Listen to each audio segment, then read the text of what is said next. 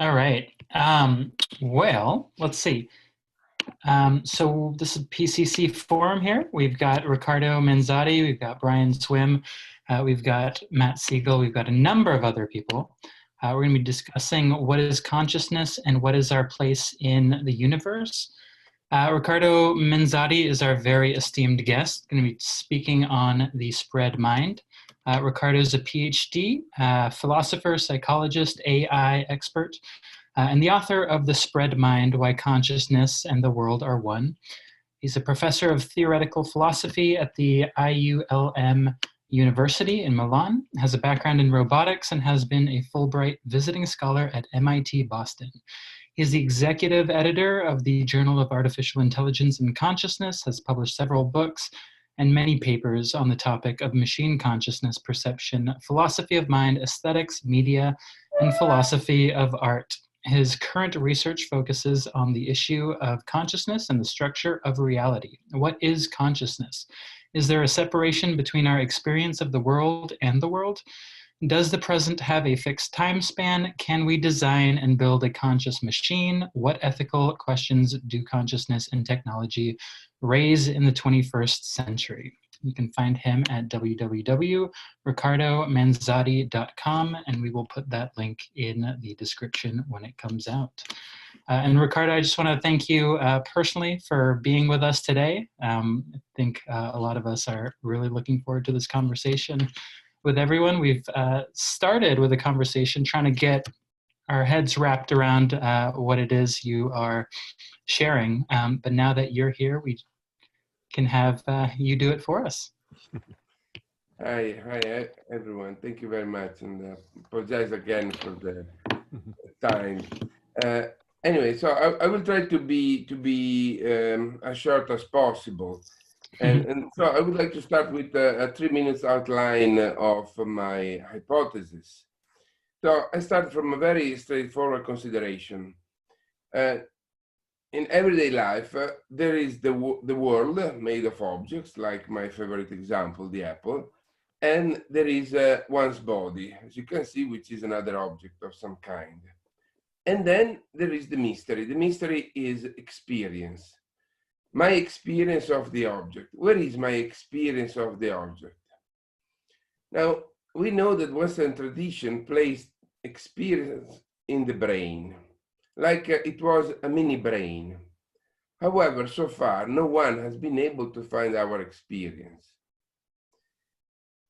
So, this is quite strange. And what has been the strategy of neuroscience and the strategy of many philosophers of mind? I mean, not all of them, but let's say the traditional cognitivist, so to speak. The strategy has been to to insist that experience has to be somehow located in one's body, but it must be invisible. That's why we can't find it. And of course, in philosophy and in neuroscience, they don't use the word being invisible because it's too outspoken. They use other words, like, for example, it's phenomenal, it's mental, it's subjective. But all these words basically means the same, that experience is invisible. It can be observed by traditional means. So they created the hard problem, basically, because, as it always happens, they created a problem by starting from a wrong premise.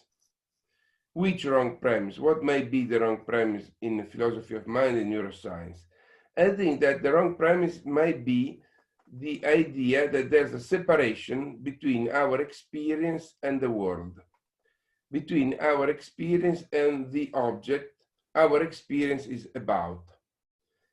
So I would like to suggest a different starting point for the discussion about the nature of consciousness and our place in the universe.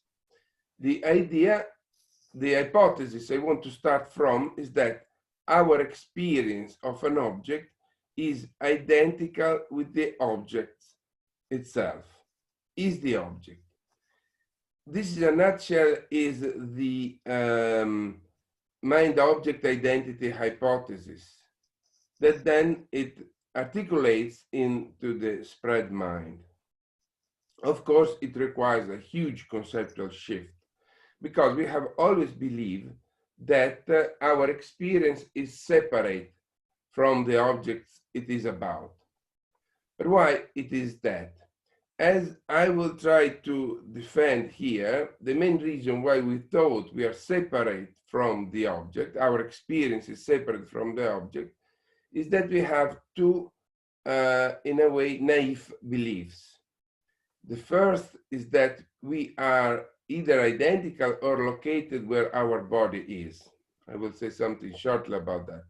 And the other one is that we had an oversimplistic, naive notion of the object.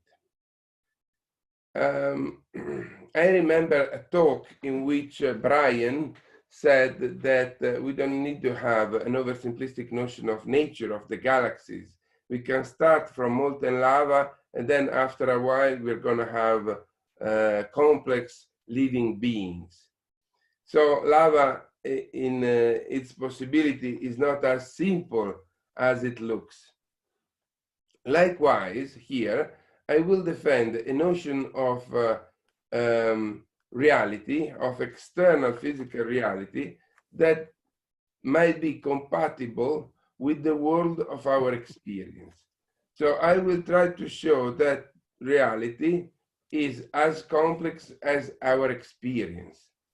And being as complex as our experience, there's no reason to think that our experience is different from external reality.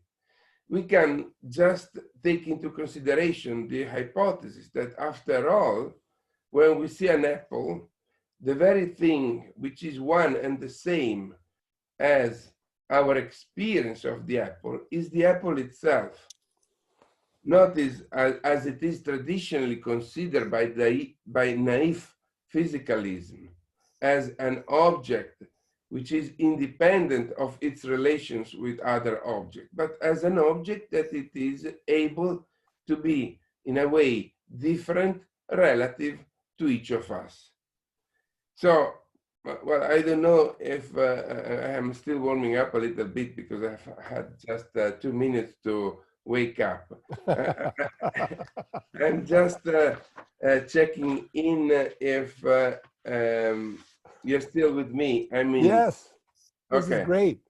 So this is just a very rough presentation of the idea. So, and of course, I mean, there are many objections, but I would just like to make clear the hypothesis. So what do you think? I mean, is everybody still with me at this point?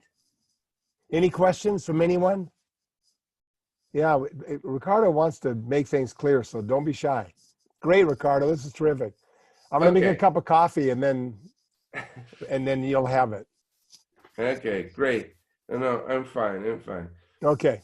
As I told you, I'm an early, I wake very, not as early as today, but usually I wake quite early. So, good. So the first way to present my idea is just that. Yeah. That we, for years, we've been looking for something like us, for something like our experience, not in the world itself, because we had an oversimplistic notion of external reality. And so we went, but when I say we, I mean the neuroscientific community with which usually I interact with. We've been looking for something like the external world inside the nervous system. We've been looking for something that may have the properties of the world, and we weren't able to find it. And as I said before, the stress, the effort was to try to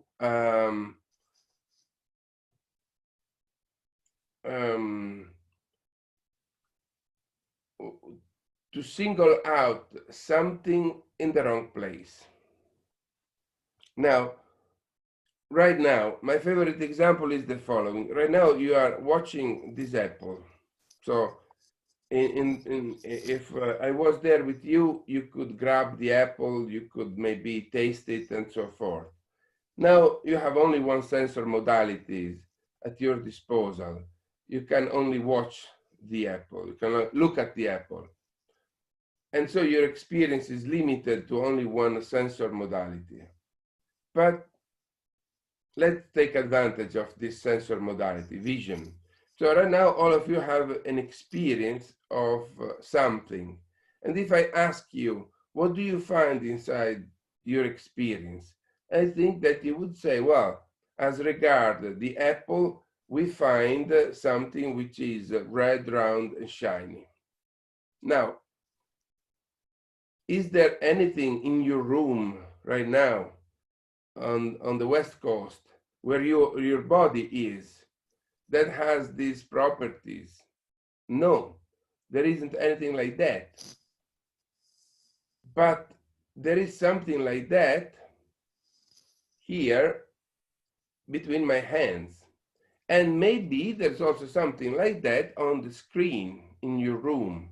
And the screen of your computer too is a physical object, which is impinging with light against your retina, which is in turn producing neural activity, which is in turn somehow producing your behavior. But where is on the causal chain something with the properties of your experience of the apple? And I would say that this something is physically located either on the screen or of your laptop or right here in my hand, but definitely is not inside your body. Let me put it again in an even different way. When we perceive the world, there's an external cause. The external cause is producing some effect on our sensor organs, which are producing effects on our brain. Usually, we look for our experience at the end of the chain. We look for ourselves at the end of the chain, in the final neural outcome. And if we read all of these books about neuroscience and experience, usually consciousness is always presented as the output of neural activity, which is the end of this chain of events, the end of this process. Even in an author, which is much smarter than most of neuroscientists I know, a philosopher like Whitehead, there's always the temptation to see consciousness as the final outcome of a process. That's not completely right, but occasionally you have this feeling. Now, my hypothesis, as strange as it may seem, is the following. We are not the thing or the event at the end of the process. We are the thing at the beginning of the process. My experience of the apple is not the outcome of a computation, of a process, or whatever you want to, or a neural activity, or whatever you want to have. Rather, it is the cause at the beginning of the causal process. And if I can make, and then I promise I won't make any other reference to Brian's video that I saw yesterday, but it's still fresh in my mind. He spoke a lot about his experience with the galaxies that he had been able to see when he was very young. And those galaxies had an effect on him, on his life, on what his body has done all these years. Well, my point is, why he is not those galaxies themselves in a way? Why doesn't he identify itself with the galaxy themselves at the origin of a chain of events? Why does he feel the need to place himself only at the end of the causal chain, rather than taking the origin of the causal chain as the actual causal relevant entity? So I know. When I present this view, I know that many people have immediately two kinds of objection. Yeah, I'm just looking for a watch because I have completely lost track of time. So I apologize, but I just need to make a reality check. And okay, so here it is. Sorry. Okay, fine. Oh, I know that your time must be limited, so please let me know when because I would like to have some open discussion. Yeah. So Yeah. I'm just trying to squeezing, but just to, but I think that I'm pretty happy because I've already been able to say most of what I wanted to say. So Excellent. Very good. So the time zone allowed me to shrink, have some kind of time contraption here. There we go. Okay, good. So it is a way to look at things from a different perspective, basically my hypothesis. As I told you, the outside of my body becomes the inside of my experience. The cause of the causal process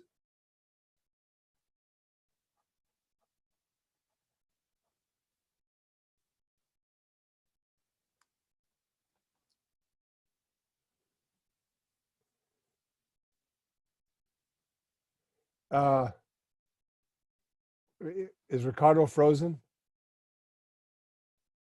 Yeah, he froze for me too. He might. Yeah, he got stuck in the causal process. Time Now really. might be a good time to say that. Well, never mind. He's gone off to figure out your galaxy, Brian. Yeah. We need to set him straight when he gets back. No. Ricardo. He'll be back. When we were Skyping on Friday, this happened too, and he just needed to reconnect. But he's in the future, right? So. There you are. Here I am again. Hello, here I am again. So, We were talking about you while you were gone. What's that? Those are probably the comments that I would like to hear. Oh, you'll hear them all. I'm not listening. Yeah, no, you'll hear them. Okay. What's that? Okay, so I get back to what I call the space-time chessboard. So, I mean, the idea that everything that is physical is in space and time. So has to fit on this chessboard. Of course, I mean, this is just an approximation of the real space-time, which is infinite and is not necessarily Euclidean.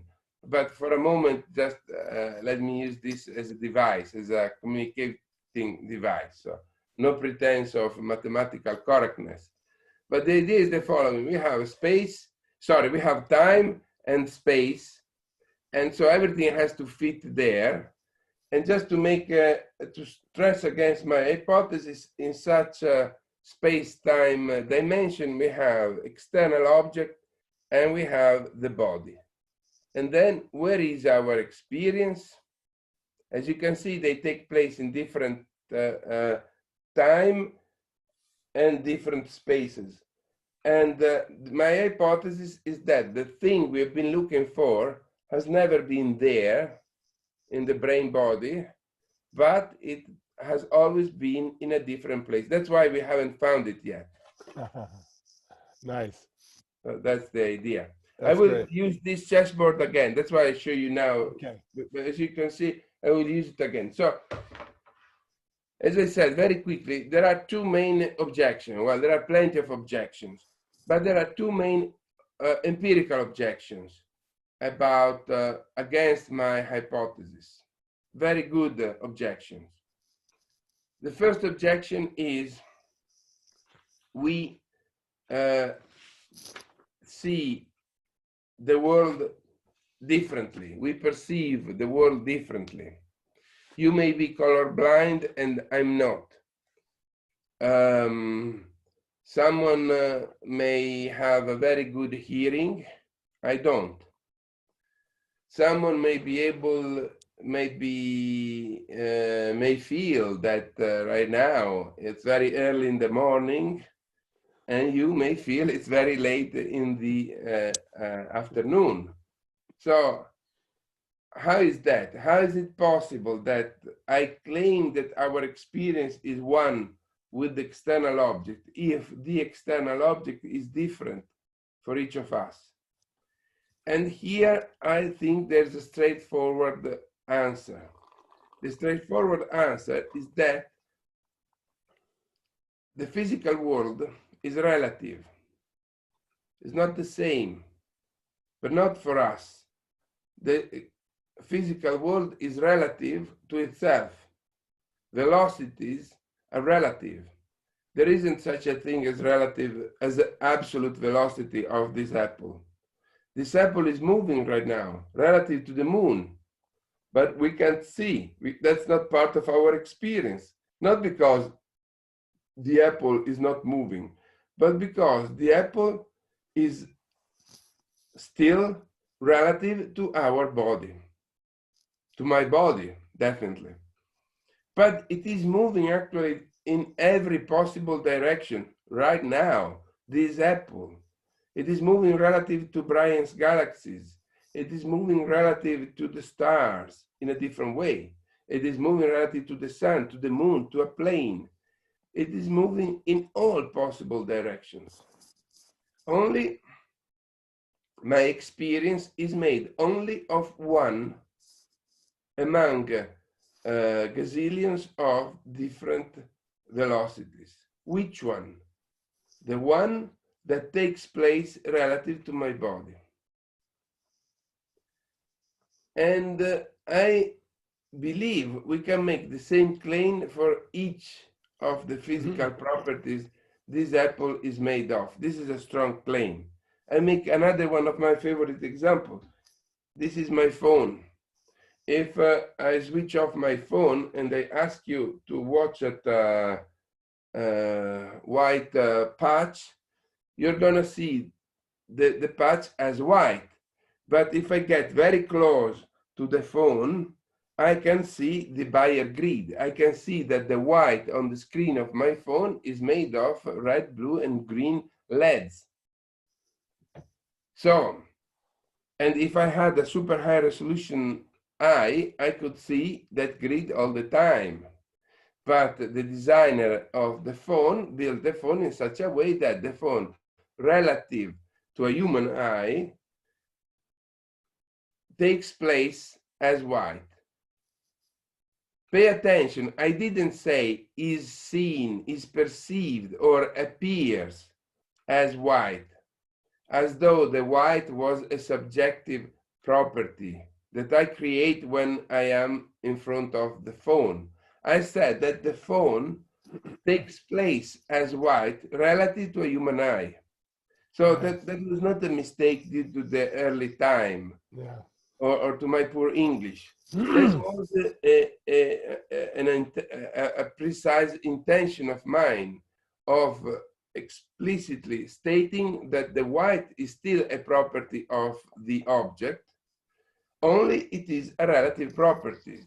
Just like the velocity is still a property of the apple, but is a relative property of the apple. And my claim is that every property is like that, is relative. But, and beware, this is a super important key passage. When I say relative, I don't mean as many philosophers have done in the past and still do on the East Coast.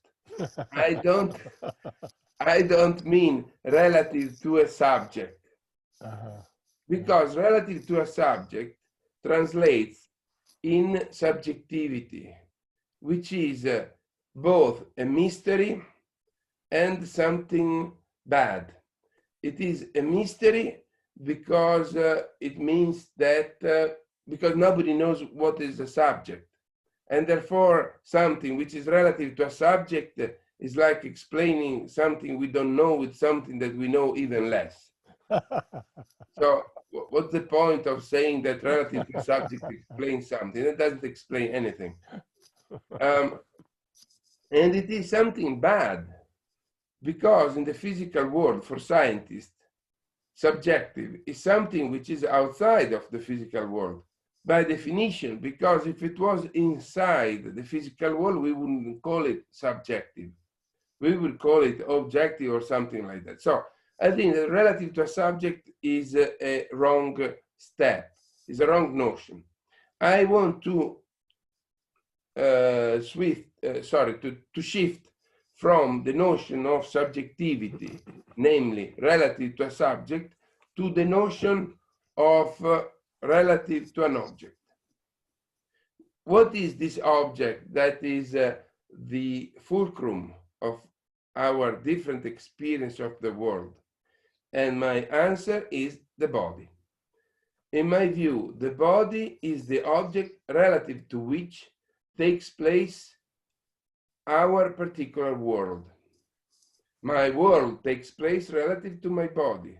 Your world takes place relative to your body. And because each of us has a different body,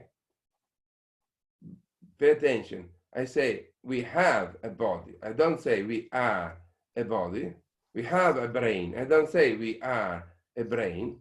Because we have a body, a world, a relative world of relative objects and relative properties takes place.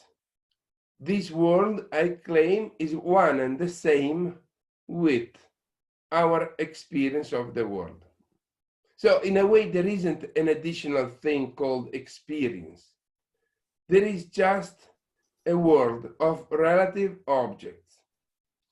That's why I ask you before to have a look at this board where I play this trick of turning the board. The board is just the same.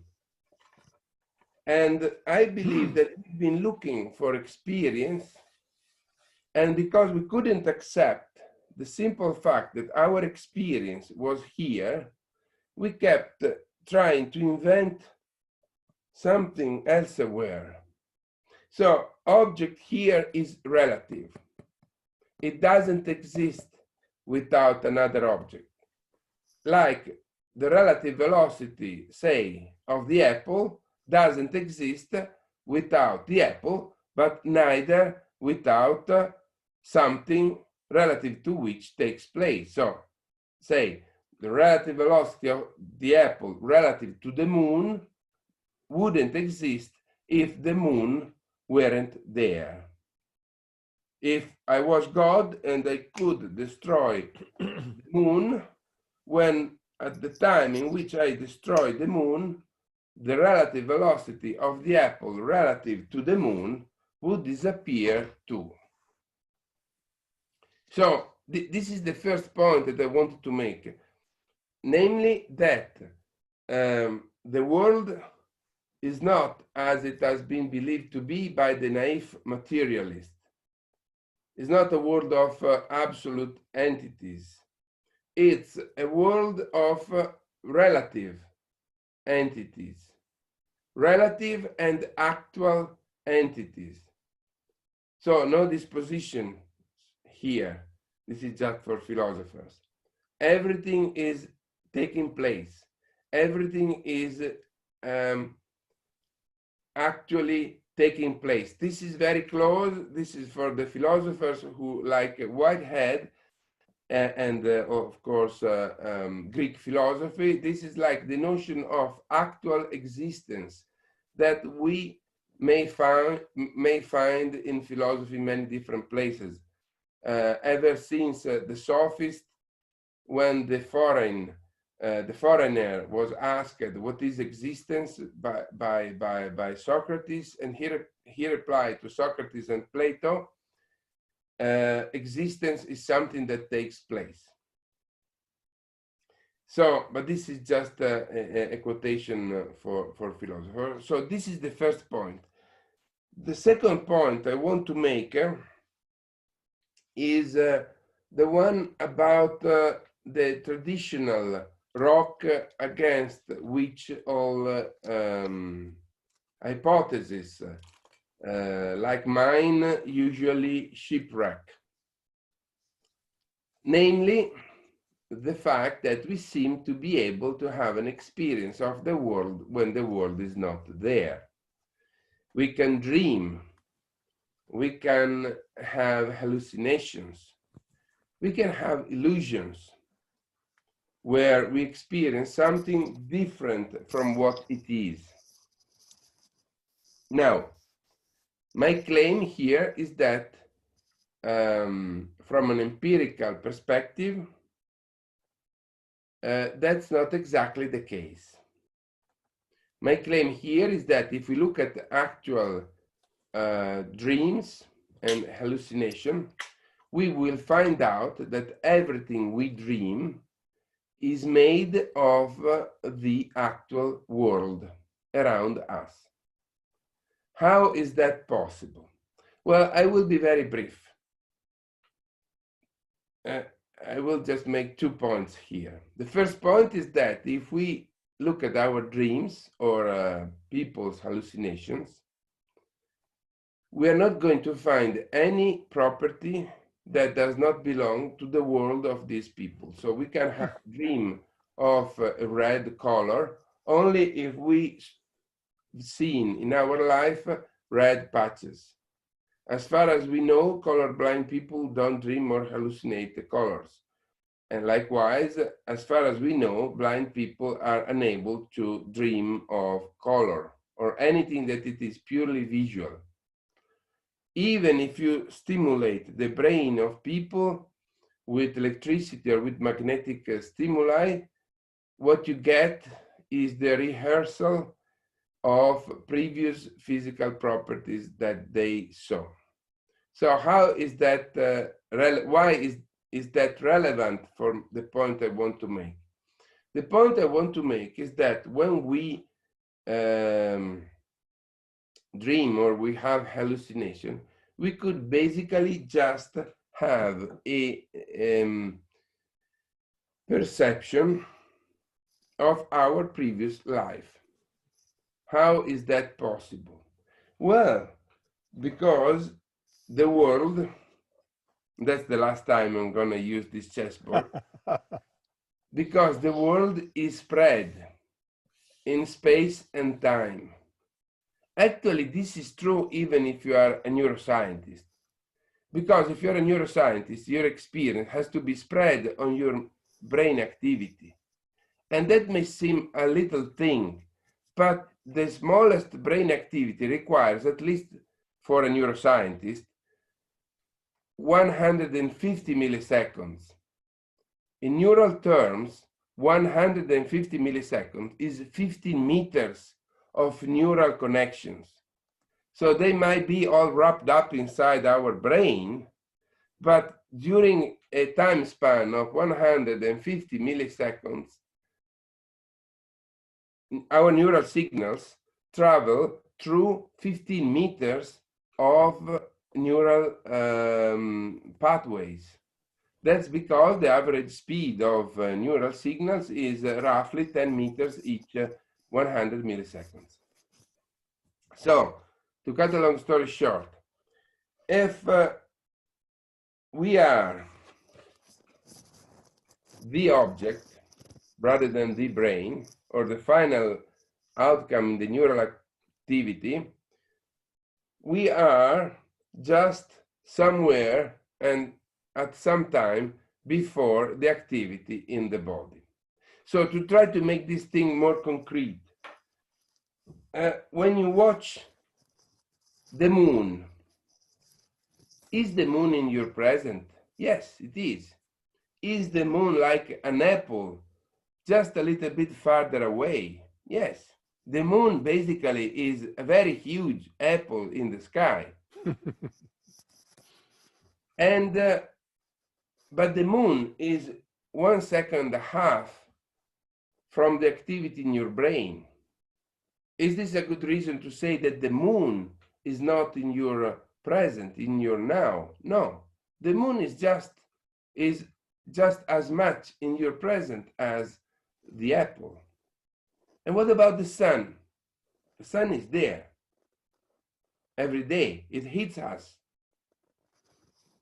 Is the sun we see not in our present? No, it is just a bigger apple, even bigger apple. Very, very luminous, very bright, but just a bigger apple. Well, the sun is 8 minutes before. The sun we see is 8 minutes, give or take, before the neural activity in my brain. Why should I not be the sun when I watch the sun? But not the sun that a starship would meet if it went there. But the sun that takes place relative to a body of a big monkey, like my body, which is here on the earth. So, likewise, my guess is that dreams and perception may be just a way for our previous life to be present at the very time in which we usually say we have a dream. Why is that so? Because previous events are still producing effects thanks to our bodies. They are still causally active thanks to our body. So, if I remember when I was a kid, I was playing in Italy in a small house in the country. And my grandmother, when I was 5, asked me, because I was a very active boy, just to keep me quiet, she asked me to cook beans. I don't know why. I spent many hours cooking beans with my grandma. So that's an episode that took place many years ago, 45 years ago, actually. But right now, I'm talking with you about that event, about those beans, about those cooking, about that cooking I was doing with my grandma. Right now, I'm talking with you about that. What is the cause of my words right now? Well, I could say the neural activity in my brain right now, but also that moment, that event 45 years ago. And that event, in a way, is still causally active. It's a little bit like the sun. It's a little bit like the Andromeda galaxy, that after 1.5 million light years is able to produce effects here on the Earth. Think about constellations.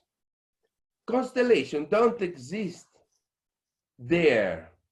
If we could take a starship and say, let's take a trip to see the Ursa Major constellation, the Great Bear, let's get there. Once we got there, we wouldn't see that constellation, because a constellation is an object that exists relative to a body of an observer at a certain place in space-time. So the constellation exists only, the familiar constellation that we see, they exist only relative to the Earth. Because if we were, say, on a different star, those constellations wouldn't exist, neither in time nor in space, because at those astronomical distances, time is a relevant factor. So my point is that, think about dreams and hallucination. Why we seem to be unable to create any novel property, any novel feature, if they were created like virtual worlds inside our brains, with everything that might go wrong in a brain, made of millions of biological tiny connection. Why should, if we had the box that creates color in the brain, why occasionally we should not dream of a color that we have never seen? Descartes himself, the French philosopher René Descartes, observed in the Meditations that the mind is unable to create new content. And it is like a painter that, to make a fantastic creature, has to put together a woman with a fish and create a siren, a horse with a man and creates a centaur, and so forth. Why, to use a nice word, why our dreams and hallucination are chimeric, like the chimera. They're just a combination of existing stuff. And my proposal is that our perception is like, here, this looks better, is like a kaleidoscope. If you look inside the kaleidoscope, you see through a mechanism of mirror, you see these colored glasses in a very nice way. You see them recombined, reshuffled. You don't see something that does not exist. In a kaleidoscope, you see something which is really there, only in an unusual way. Likewise, my proposal is that dreams and hallucination, and I'm really getting to an end because you've been very patient to cope with my delay, because if we look at dream and hallucination, we're not going to find anything that we haven't found in its pieces, in its building blocks in our life. So that's the idea, that dreams and hallucination are just a kind of perception. If we put everything together, we have a different view of experience. Experience is not something over and above the physical world. Experience is just the way in which the physical world takes place. The physical world takes place relative to our bodies and other objects. Here, there's no body chauvinism. Every object is as good as that. But of course, we're interested only, we're particularly interested not to everything, but to the world that takes place relative to our body. And such world is spread in space-time as everything. So if we put those two things together, my claim is that we can find our experience where our experience has probably always been, namely in the external world. External here is only external to the body. So that's my hypothesis, and I hope I've been clear enough, notwithstanding the time, and notwithstanding the fact that right now all Italy is officially in lockdown. Yeah. And they declare that Italy is an orange zone. So by chance tonight, you see, I have an orange shirt just to make it. No, I didn't do it on purpose. It's the truth, but I cannot but thinking that everything right now here is orange. Orange is the new black. Well, Ricardo, thank you. Could all of you unmute your audio and we can give Ricardo some applause?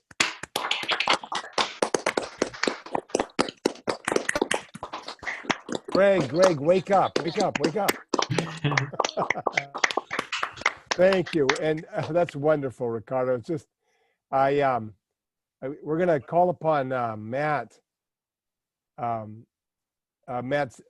Siegel to enter into dialogue with you. We know that you've already started, but I just want to make a general statement that, you know, people that have thought carefully about consciousness over the last 50 years, maybe even 100 years, at least the really, really intelligent ones, recognize that we really have a major shift to go through. We can't continue studying consciousness in the Galilean Newtonian orientation or Einsteinian. It was some kind of a radical breakthrough was required, and Ricardo's theory might be it, really might be it. And it's just wonderful the way in which Galileo broke through into a new paradigm of understanding with the apple and the Tower of Pisa. And Ricardo has returned to that symbol of the apple in a very, very different way. But it could be that they'll look back on this moment and Ricardo's experiment with the apple as the breakthrough moment. It's a great thrill to be part of it, Ricardo. Really, really is. It's exciting. And Matt, where shall you move things in your dialogue with Ricardo? Do you have a starting point you'd like to begin with? So much was bubbling up for me listening to you, Ricardo. I really, enjoyed hearing you explicate your ideas, and I've been reading your book, and we got to talk a few days ago on the phone. So it's hard to know where to start. And I know there've been some comments already in the chat here in response to the really provocative ideas that you're laying out for us. And I think all that I want to do initially here is kind of lay out why I think what you're doing is so revolutionary. Because even if we might have some questions and nitpick here and there, you're clearly setting out a completely new conceptual framework so as to tackle a problem that for hundreds of years, if not longer, but it seems to be a modern problem, this problem of consciousness. For hundreds of years, we've been stymied. We're basically having the same arguments that Descartes and Locke and Hume and Kant were having. Despite all of our neuroscientific knowledge, consciousness remains a difficult problem. And you're allowing us to approach it from a radically refreshed and I think illuminating way. So in your book, you talk about Galileo's dream, right? Where Galileo inaugurates this new method of science by separating what you call primary qualities from secondary qualities, where the primary qualities were the material thing, the material properties, the mass, the width and height and length and so on, things that could be measured and quantified, right? Galileo separates that from consciousness and from sensory qualities, and says that those things are sort of an appearance, and that what's really real are these physical extended objects. And that proved to be really successful when it came to creating models and predicting the behavior of the material world. No one can deny the power of the Galilean method of science. And yet after hundreds of years of it, where we've ended up is we're no closer to understanding consciousness now through this Galilean method than we were when Galileo inaugurated it. We're still basically stuck like Descartes was, trying to figure out how some mysterious mental substance interacts through the pineal gland or through neural activation patterns of some kind. I mean, the hard problem is as hard as it's ever been. And, as you point out in your book, that it's akin to a kind of alchemical transmutation to believe that the brain could turn lead into gold, or could turn electrical and chemical activity into something like consciousness. And by challenging our tendency to want to have a kind of hierarchical view of consciousness's place in the universe, you're offering what some have called a flat ontology, right? Which you say is a more democratic understanding of the place of mind or experience in the universe, where we are a body and we're here in this world amidst other bodies or other objects, right? And whatever experience is, it's something about how our body relates to the objects in the world, right? And that for you, objects are not just simply located in space, and they're not just fully present at an instant in time. Just like you say, the mind is spread, the objects are spread, right? They're relative objects, as you're saying. And I think this really invites, you know, as I said, a radically new way of thinking about our place in the universe. And, you know, from the perspective of Alfred North Whitehead, who's someone that we study in our program, and many of the people in this room, I think, are familiar with Whitehead, at least in broad outline, if not in more detail. Where you refer to objects, I mean, Whitehead uses the subject-object language too, but in a totally novel way. But he'll also refer to creatures sometimes. And I think where you refer to objects, Whitehead will say, you know, we find ourselves in a buzzing world amidst a democracy of fellow creatures. And that my experience of another creature is in some ways that creature coming to inhabit me, becoming a part of me. And that in each moment, I am the universe growing together into a new perspective on itself, right? And I hear a lot of resonance in Whitehead's view, a lot of resonance with Whitehead's view in your view. And I'd be interested in talking more about that, but I also, I want to allow those who, you know, there were some questions being raised in the chat box, and I want to give people a chance to ask those questions themselves. But this issue of, you know, as the empiricists used to say, there's nothing in the mind that wasn't first in the senses. I think you're accepting that and expanding upon it. And whether we might want to hold out the possibility of some sort of parapsychological effects of, you know, things like being able to experience the presence of loved ones who have died in a non-local way, or something more mundane, which I think makes the same point.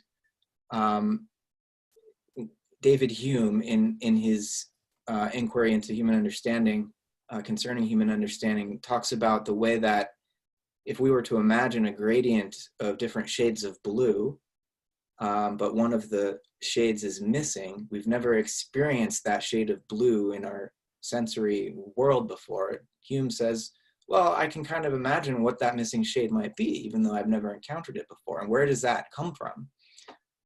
It seems like even Hume, like this really radical empiricist,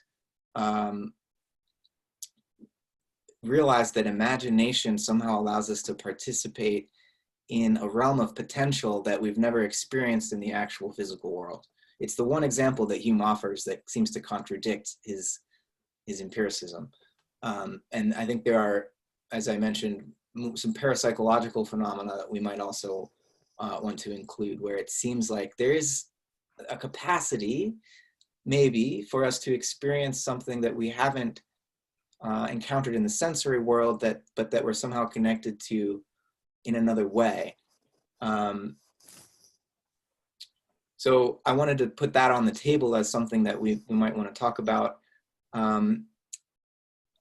There's so much more I could say, but I want to just stop there and see if, Ricardo, you have anything to say, and then we will open it up for wider dialogue from our community. Well, thank you, Matt. I mean, I have a lot to say about it you just mentioned. And yes, another thing, before I get start replying to you, to the point that you raised that are extremely interesting, I would also like to thank the people that make comments on the text. I was just trying to read them, and all the points that you make are very, very good. So I won't be able to reply. I will try to reply to them all. I mean, I have plenty of time here, but if I just want to say that if I won't be able to reply to all of your points, if you want to contact me afterwards, I will be very pleased to reply to you about such points. Because how generous, Ricardo. Thank you. No, it's my pleasure, because I spend. That's what I do all the time. I think about possible objections to my hypothesis. So I'm very glad when I see the same objection I've been thinking of raised by someone else. Good. So just to get back to a few, not all of the things, but the points, but a few of the points that Matt raised. First, yes, this is in many ways close to Whitehead, but of course it's not Whitehead. As someone in the chat stressed, this is a dualism, this is a kind of dualism turned upside down. I read a comment by someone who said that this is very much like, well, I'm not able to get it now, but this is very much like Descartes in many ways. And I admit it, it's not a fault. I think that Descartes had very good ideas, and I mean, Whitehead also has very good word at a certain point for Descartes. Descartes made some mistakes, of course, but he started from some good premise. For example, that we are not our body. We are not a body that has experience of the world.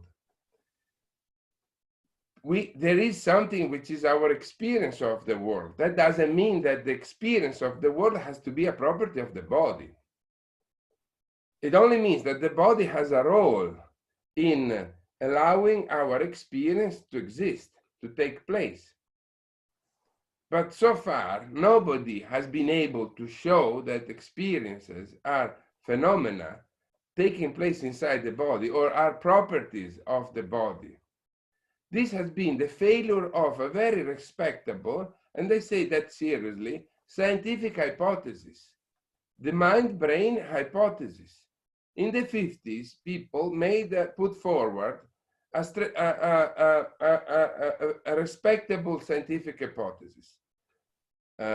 Smart, Armstrong, and all the group of neuroscientists, they made a respectable hypothesis. Our experiences are nothing but neural processes. Unfortunately, so far, no one has been able to show that the properties of our experience are the properties of our neural activity. But it was a good scientific hypothesis. It was so good that it failed. Now, to get back to what Matt said,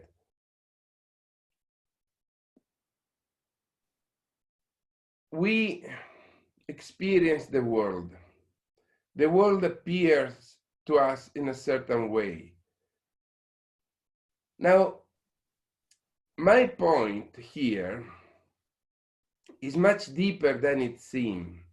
I want to reduce appearances to moments of existence. And this is probably the connection with Whitehead. I want to reduce the category of appearance to the category of existence.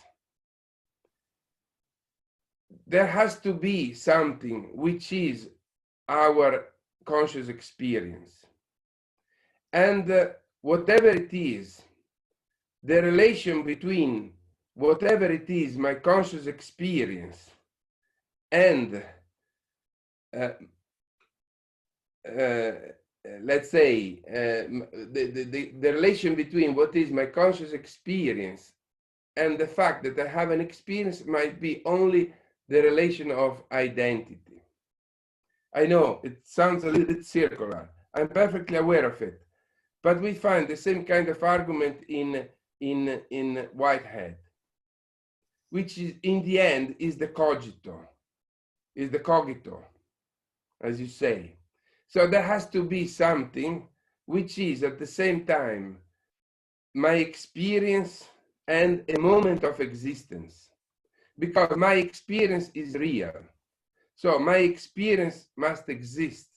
So there has to be an entity which is one and the same.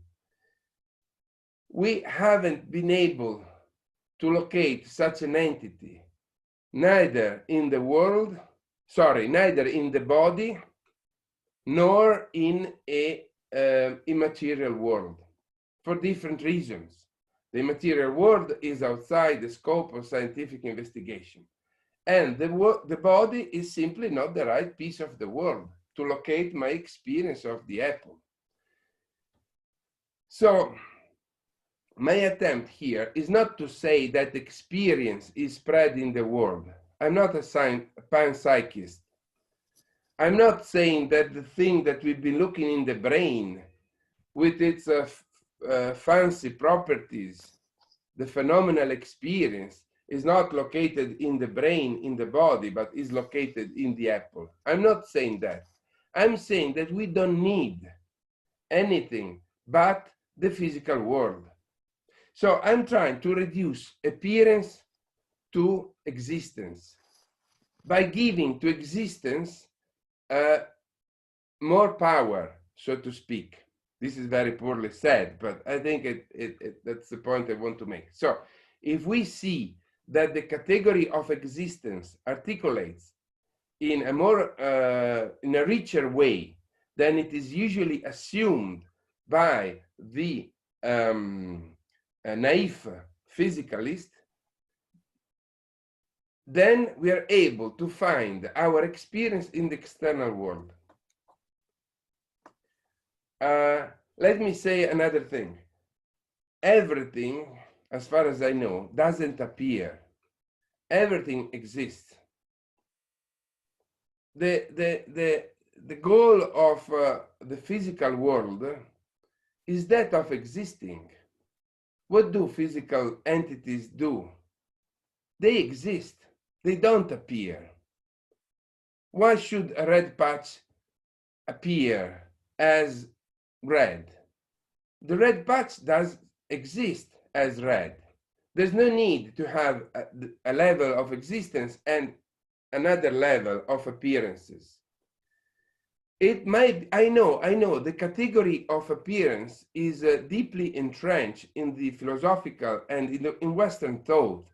We grew up with the myth of the Plato's cave. The idea that there's a world and there's an appearance of the world. We saw Matrix movies. We saw, all our society is based on a difference between the world as it is and the world as it appears. But I've never seen anything but the way things are. Everything in my experience has always been the right thing, because existence is always right. It cannot be wrong. And here, and that the end of my reply to Matt. Matt mentioned Galileo. I always say, when I talk about Galileo, that there was a good Galileo and a bad Galileo. There's a Galileo that asks us to make violence to our senses. That's bad. Because that was the Galileo that tried to substitute an old church, the Catholic Church he was fighting against, with a new church of a community of scientists pretending to tell us what the world is really like. And of course, it's not the world we have an experience of. That's why Galileo was asking people not to believe to their senses, because they had to believe to his arguments. It's very funny, because sometimes people ask people not to believe to their senses, and in other occasions, Galileo asked people to believe to their senses. Like when he asked people to go to the roof and watch through the telescope and see and look at the mountains on the moon. And then people say, but Galileo, you just told us to make violence to our senses. So why should we believe what we see if you told us that we don't have to believe that we see that the earth is not spinning? So why is that sometimes we have to believe to our senses and some other times we don't have to do that? And that was because Galileo, as I said, there's a good Galileo and a bad Galileo, had his own agenda. But my point is that when we see the world, when we perceive the world, we always perceive the world as it is. When we see a mirage, we may say, oh, when we see a mirage, we believe there is water, but there is no water there. There's just a hot layer of air on the sand. But how should a hot layer of sand look like? Like a mirror. That's what a hot layer of sand looks like at noon in the desert, it looks like a mirror because a hot layer of sand mirrors light rays just like water does. So why should the hot layer of sand look anything different? So my point is that we always perceive the world just like the world is, only we have wrong beliefs about how the world ought to be. But it's not our experience of the world that is mistaken. It is our belief about our experience of the world, or about what our experience of the world, or about the world, that are mistaken. So here I make a very strong statement, namely that the distinction between senses and world was overestimated, has been greatly, to quote Mark Twain, the difference between appearance and reality has been greatly exaggerated. I believe that when we open our eyes, when we open our ears, when we touch the world, everything is just the way it is. And we say that we experience the world because in that very moment, the world is the thing we are. And in our experience, there is just that, the existence of a relative world. Thank you, Ricardo. Very nice. What about others that want to jump in here?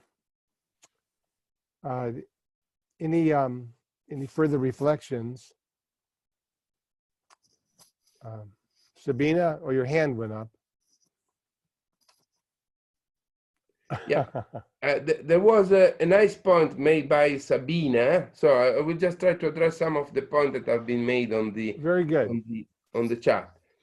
So there was a nice objection or comment by Sabina about the fact that there seems to be experiment where blind people have been able, with remote viewing, to see color and shape and images. Now, I made such experiment myself with colorblind people and with the blind subject. I mean, I've been working a lot with blind subject here in Italy with the community of blind subjects. They're an extremely interesting community. And I know that there's a lot of alleged evidence that apparently points to the direction that blind subject might be able, either through contraptions or sensory substitution, or through, take the Paul Bach-Irita, or the guy with the Meyer that made the device with the tongue and the mouth, or with electric stimulation of the brain. There seems that they might have experiences of visual entities, visual color, something like that. Now, to cut a long story short, that's not the case. But let me be clear about that. Some of these experiments are built in such a way that they seem to allow a causal connection between the blind subject's brain and visual external phenomena.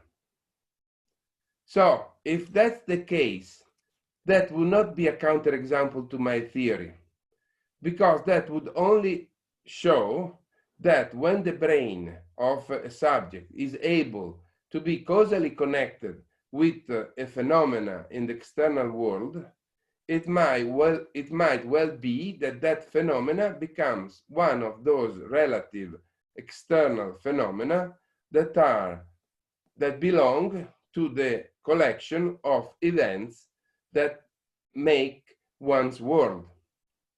So my point is that a counterexample of my theory would be a congenitally blind subject who, like Hume's thought experiment, who might be able by sheer mental activity to produce the experience of a color without ever having had any physical contact with those external phenomena. Because if I take, say, a camera and I connect the camera with a computer, and I connect the computer with the cortex of a congenitally blind subject, and then because of that, the congenitally blind subject, after a while, becomes able to have colors inside his or her experience, that's not a counterexample to my theory. That just shows that people are able to produce a additional causal channel between the world and the brain. That doesn't show that experience is inside the brain.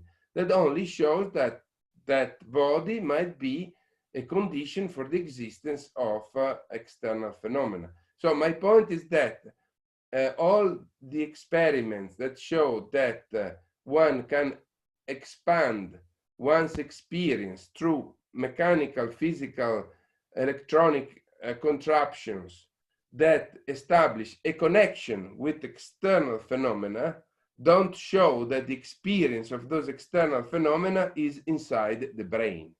They only show that it is possible to expand one's world to additional physical phenomena. But the external phenomena are still there. About Hume, very quickly. The experiment, the thought experiment, the famous or infamous missing shade of blue by Hume is built, is very cleverly designed to suggest that we indeed may have an experience of the missing shade of blue, because it seems such a small step, because we have all the other hues, we have all the other blues we can move from. But let me ask you this thing. What if rather than finding a missing shade of blue, we try to move outside of the color space? We could make a very small step. What about making, the color wheel? In the color wheel, we have many, not all of them, but many of the color we see. What about going into a novel direction? Just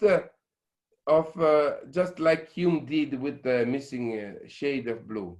What about making one step in the direction of a new yellow or a new red, or something that is neither yellow nor red?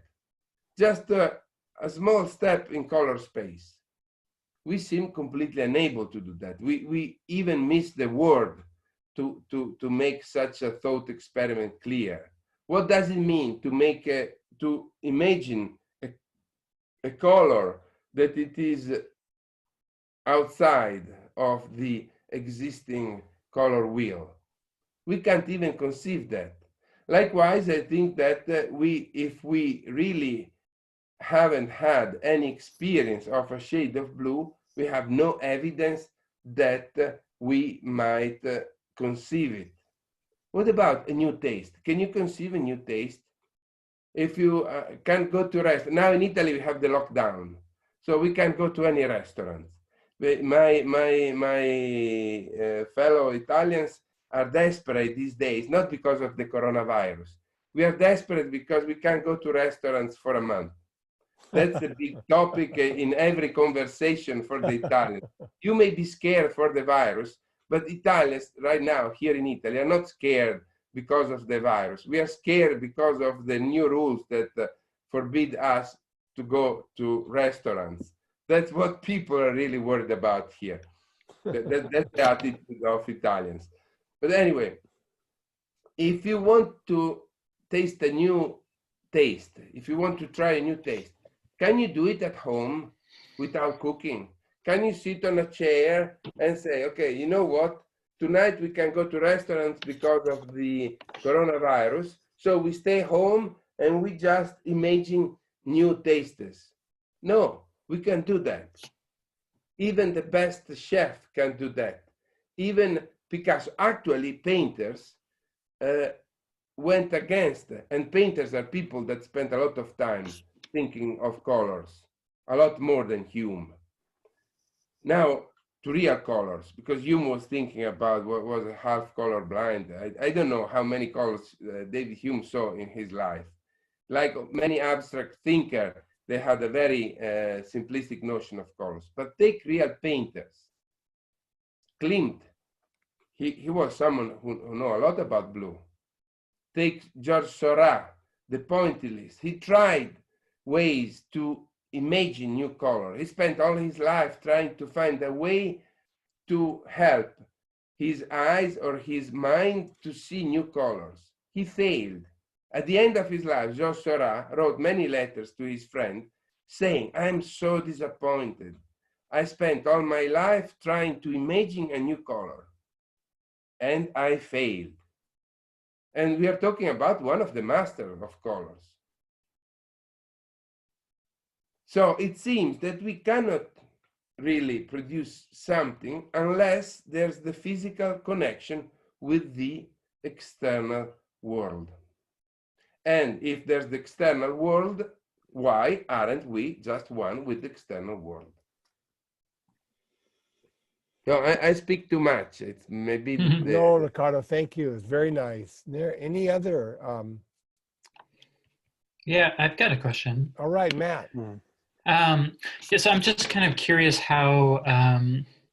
So I really like this question of, can you conceive of a new space without experience? And so I'm curious kind of how the hypothesis of the spread mind might account for spirit and spiritual conversion, because it seems like in these moments, you know, two people could look at the same sunset or, you know, lightning or what have you, and maybe for one person they experience it as a sort of spiritual moment where, you know, divinity is breaking through and you know, changing their life forever.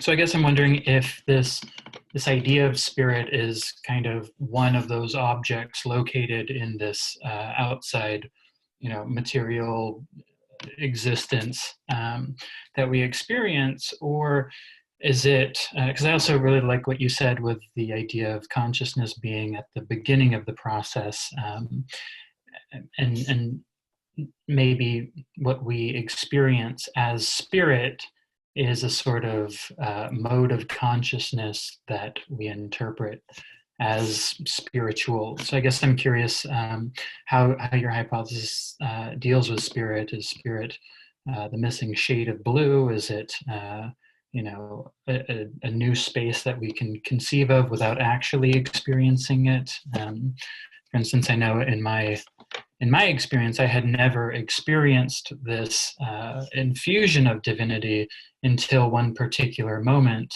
that had, you know,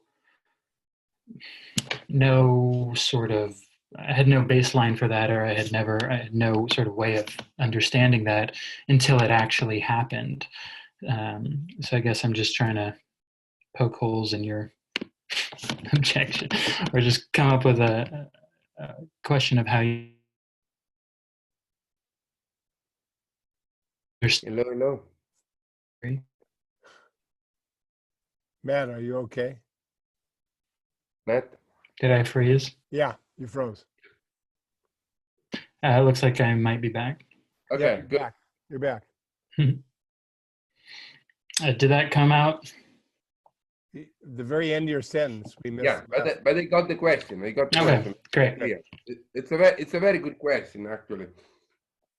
And yeah, so I think that this hypothesis allows us to get a better understanding of our relation. Well, I wouldn't use the word spiritual. I would use the word the meaning of existence. For me, the spiritual is the meaning of existence. Well, I don't know about your tradition, but here in Europe, the word spiritual is loaded with many previous traditions I wouldn't identify myself with. I would rather use a more general term, which is the meaning of existence. Does this theory says us anything about the meaning of existence? And I think it does. It does because it places us in the actual reality. So one of the problems of subjectivism or spiritualism and naive materialism is that they place the selves outside the real world. And either they have to downgrade the real world to a shadow, or they have to do the opposite. They have to downgrade the spirits to a shadow of the physical world. If my hypothesis has any merit, then we are one and the same with the world itself, with the existence of the world. So it's all a little bit like Spinoza's world. And what you called modes of consciousness are actually modes of existence. As I said before, I'm just trying to reduce everything to existence. I'm just trying to reduce everything to a moment of being, in a way, an actual moment of being. And if I had to reply, I don't want to be too abstract here, but if I had to say what is the spiritual, I would say that the spiritual is the experience of meaning.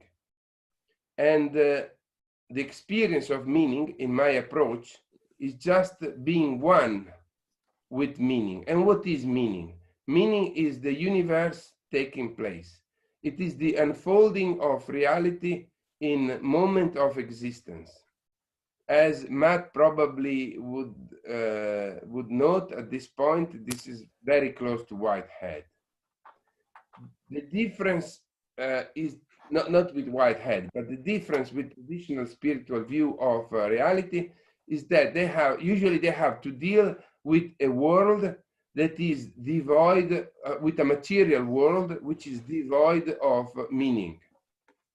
So usually people have to resort to a spiritual dimension to find the meaning of reality, because they started from a physical world empty, void, with a physical world devoid of meaning. And of course, they don't find themselves in a physical world like that. But this physical world, this empty physical world, is not a physical world we experience. In our experience, we don't find a wasteland that science has suggested us the world is made of. We don't find just mathematical equations in our experience. We find the richness of the world. We find the richness of colors, the richness of events. We find a world that is packed with meaning. And it's only because we believe to Galileo. You know, in 1623, Galileo kick-started single-handedly science with a book, The Essayer. In The Essayer, there's a famous page. In this page, Galileo claims that the world is empty of colors, of meaning, of shapes, of tastes. In the world, according to Galileo, there are only numbers. This was a revolutionary idea. And it is the idea that is still behind science. Today, if you take any book about, say, color perceptions in neuroscience, it always starts with an astonishing statement. The world is colorless. And people believe, generation of students, they believe, yes, this is true. The world is colorless. Color are created by the mind. Only the mind is not made of the world. This is all very, very, very, very schizophrenic in a way. It's all very contradictory. But as the world is colorless, so the world suggested by science is meaningless.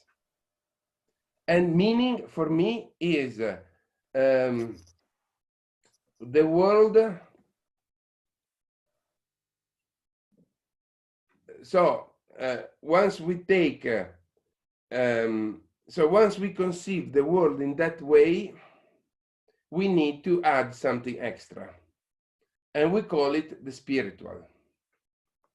Because we have created an artificial world that has been artificially, conceptually devoid of meaning. My point is that that might not be the case. Meaning is a part of life, is a part of our experience. We don't have to believe Galileo on that. Actually, our experience is completely different. And so we don't have to believe to the pretense of science that the world is devoid of meaning. We can find the meaning in the world.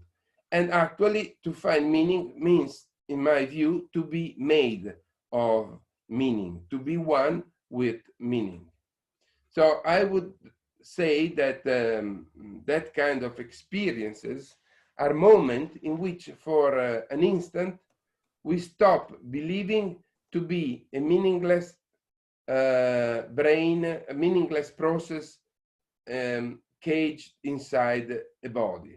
And in those moments of spiritual awakening, we feel, for a moment, we set aside wrong beliefs.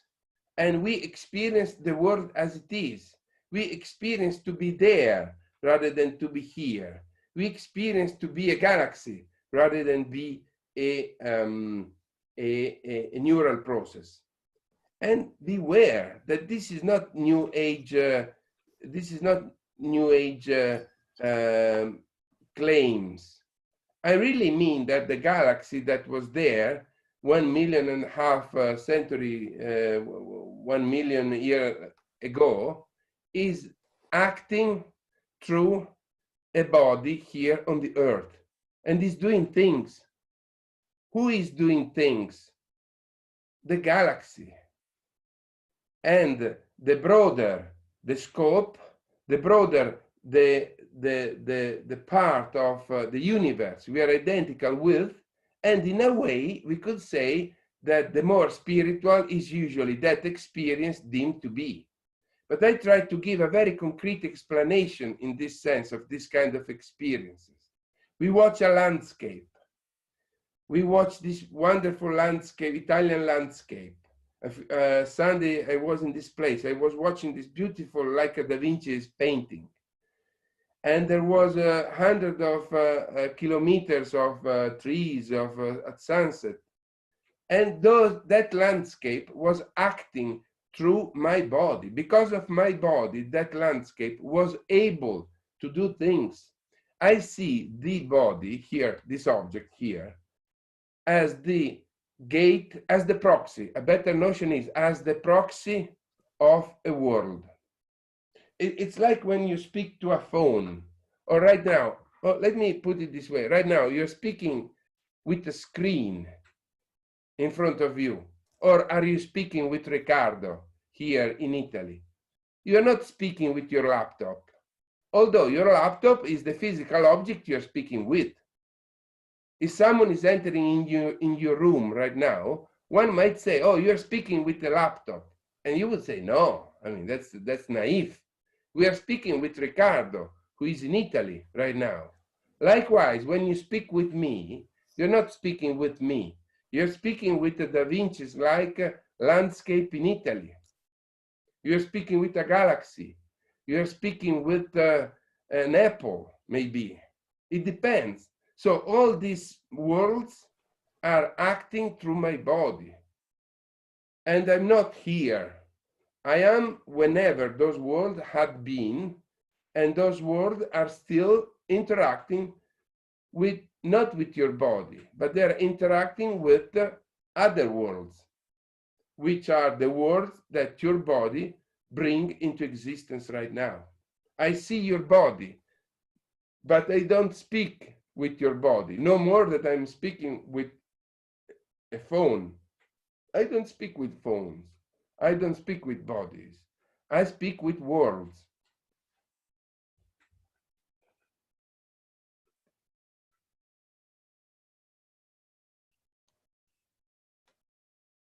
Okay, I can hear you. I hope you can hear me.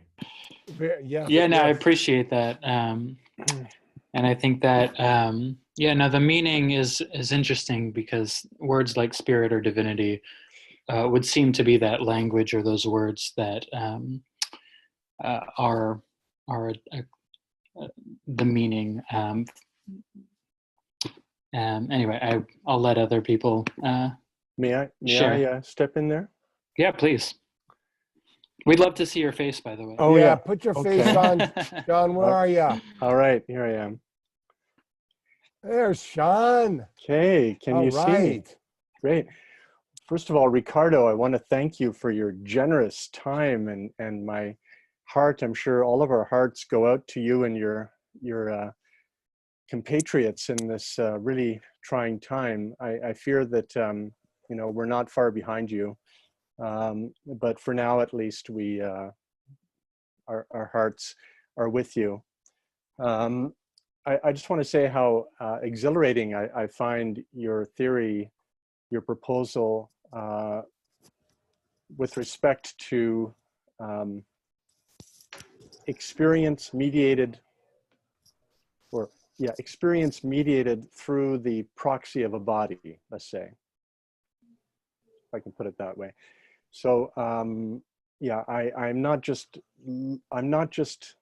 seeing you out there, but the experience of seeing you is somehow more than either just me or you isolated in a kind of external relationship to one another, but is an event, as an occasion in its own right. It's participatory, and I love that.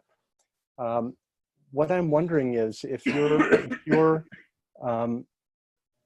your proposal can accommodate something like the following. I had a very dear friend who passed away about 1.5 years ago.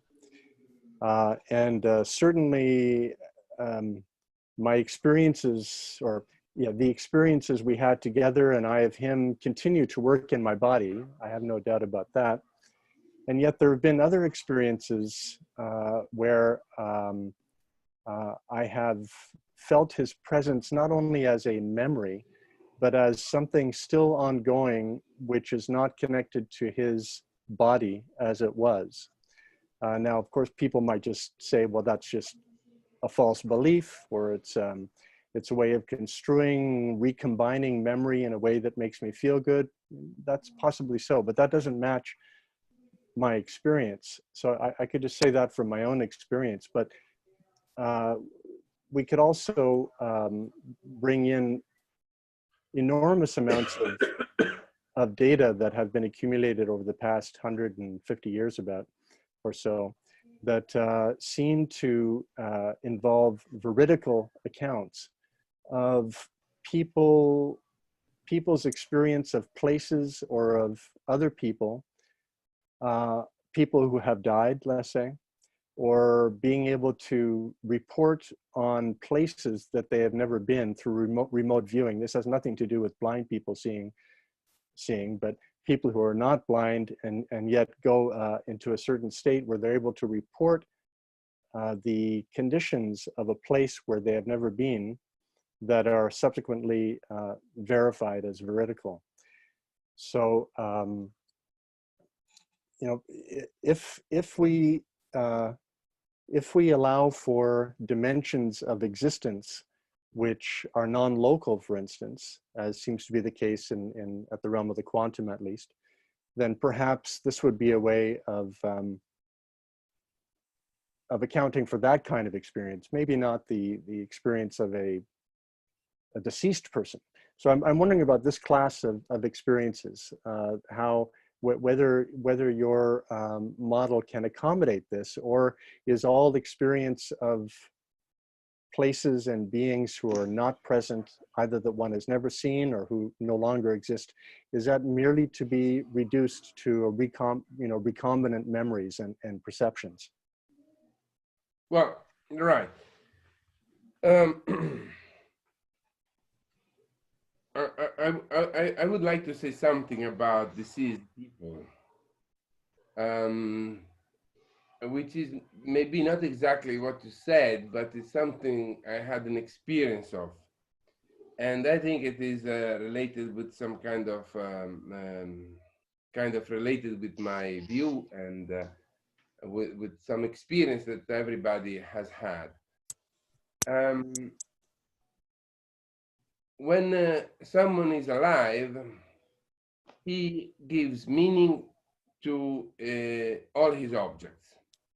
So his guitar is his guitar, his books are his books, his, I don't know, his room, his favorite armchair, his favorite armchair, and so forth. The day this person passed away, I remember my grandfather, the day this person passes away, we feel that somehow all those objects are no longer the same. It is as though those objects that belong to a world of entities that existed relative to the person's body, the day after the person passed away, they are no longer, they became just objects. It is as though they no longer belong to the same world. So I think that that's one case in which we perceive by instinct the difference between we perceive the fact that a person is spread in its world, and that the existence of the fact that once is alive makes the world different. And it's like a whirlwind, and the body is at the center of the whirlwind. When the body is no longer there, the whirlwind tends to scatter and to. So when we perceive the existence of someone, when we perceive someone else, and then I would like to say something about communication. But when we perceive someone, what do we perceive? Do we perceive their bodies, or do we perceive something else? I believe that perceiving someone means to be able somehow to perceive their world. So we really connect with someone, we really have an experience of someone when we begin to perceive their world rather than just seeing their body. And that has to do with communication. So what you said, that you had the feeling that after someone passed away, you were still having some kind of contact with them, I think that's due to the fact that what they were made of, albeit in a different way, is still around. It's still, the universe is still made of the same parts. And the unique way in which those people were putting together those parts is still, sorry, I hope it's not coronavirus. I hope not. Yeah. Oh God! Everybody, clean your screen right now. Yeah, clean your screen. No, I mean, so when I perceive you, right now I see your face, but I'm not really perceiving you as much as I would like to. To perceive you as a person, I would need to live together with you. I would need to share experiences. That's why I raise my eyebrows in a good way when you use the word participatory. Because my theory, my hypothesis is one with the idea that communicating, that perceiving people, that communicating between us means to participate to the same world. The tradition, this is a point I made with Matt at the phone. Today, as we have a terrible model of the mind as a computational process inside the brain, we have an even worse model for communication. We think that communication is exchanging bits of information, meaningless. So you see, again, there is this idea, we exchange numbers, bits, which basically are numbers. And then we try to figure out in our mind, what are these numbers about? what are these messages about? I mean, this is a terrible model for communication. It is the model of communication that Turing, who had autism and was working for a secret organization during the Second World War, was developing. That's not ideal model of communication, you know? Basically, today, all the Western society is basing our model of communication on Shannon's theory, which is based on Turing's theory, which is, as I said, developed by an autist working for the secret society during the war. What is the model of communication I suggest? Overlapping of our existences, of our existence. So I communicate with you if for a moment we achieve being made of the same part of the universe. So we communicate when we achieve being the same. What does it mean to communicate a color? It means that for a moment, this color is one of the building block of you, of myself, of me, of all of us. We are all made by the same apple. Actually, this is something that dictatorships always knew very well, because they often built big buildings, you know, the pyramids. Why they put all that effort building pyramids? To allow Egyptians to be made by the same objects, because they all could see it. The only way they had to achieve that result at that time was to build a very big object that might be seen exactly in the same way from every perspective. The same happened all the time. And the same is happening today.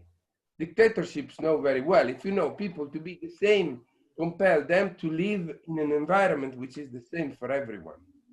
But let's forget dictatorship.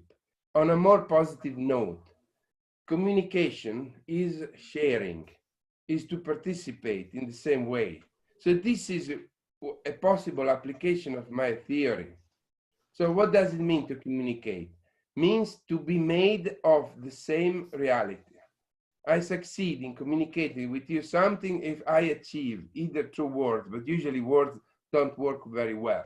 But they need to go together with you, dancing, having dinner, watching the sunset. We need to be made of the same universe to understand each other. And that, I think, is communication. If that is communication, then it's easy to understand why sometimes when a close friend of us passes away, we still feel him alive.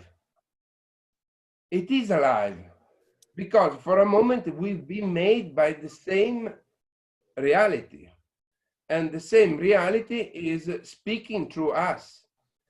Not because I think that the soul of the guy or the woman is still around and is speaking with us, but because at an existential level, for a moment, we've been made by the same stuff.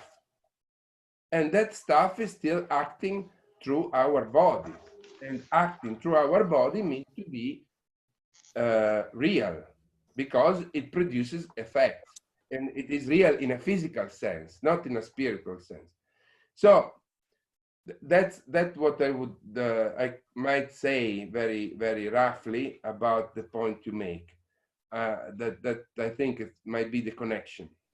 I don't want to monopolize. I'll just give a quick response just to make sure I understand. Thank you for that. I love that model of communication, that participatory model of communication. So I guess what that means then is that someone's experience of a continuing relationship and a continuing participation with a person who has died is, in your model, nothing but a kind of residual experience of past shared, of a past participatory event. That is still echoing, and it's not which is not what actually people experience who have, you know, ongoing communications with people whose bodies have died. If I've understood you correctly, your model, as rich as it is, would deny the felt experience of what people are having, if I understand you correctly. So I'll have to think of it some more. I don't find it satisfying for that particular occasion, but I love it as a model of communication in the present with beings who are still configured in a body. It's wonderful. Thank you, Ricardo. Yeah, thank you. And well, by the way, I do hope we get a chance to share a meal and dance and look at the sunset together. That would be great.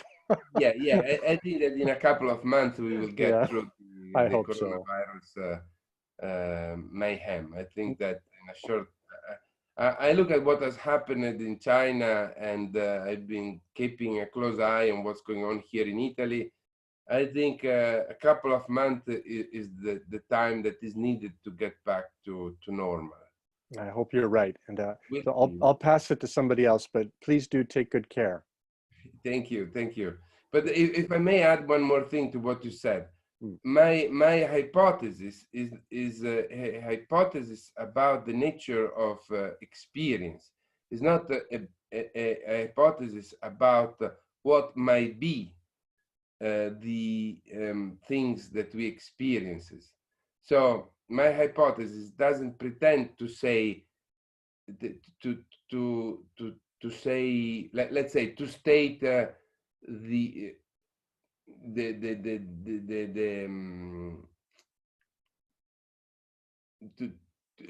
me put it this way, to exhaust what the universe can be made of. This is a theory about the condition that has to be that has to the condition that allow our experience to be. So it's a theory about experience. It's not a theory about what experience might be about. So let's suppose that tomorrow you find out that there are other things in the physical world that I've not been aware of today. My theory is not about those things. My theory is about the conditions that are necessary for me having an experience of those things. So my theory doesn't say anything about whether there are, let's say, clairvoyants, people still existing or anything like that.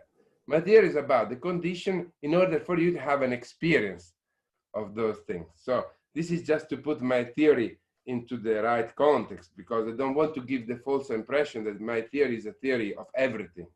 My theory is not a theory of everything. My theory is a theory about what it means having an experience of something. And the claim I make is that having an experience of something is just being that something. Got it. And I love it. It makes sense to me when you put it that way. Thank you. I have a question, and it links back to something Matt said when you quoted Hume. I think you quoted or paraphrased Hume. And I think it was something along the lines of imagination allows us to participate in a world that we haven't experienced before, or that hasn't existed. We haven't existed in before. Maybe you can clarify that, Matt, but I'd love to know, Ricardo, what you think of that. Yeah, that's a very good point. I mean, we clearly seem to be able to live in an imaginary world. We seem to be able to have dreams of places where we've never been, to have a dream of meeting people we've never met before. But if we look carefully at such dreams, we will find out that those dreams are made of elements that are always from our life.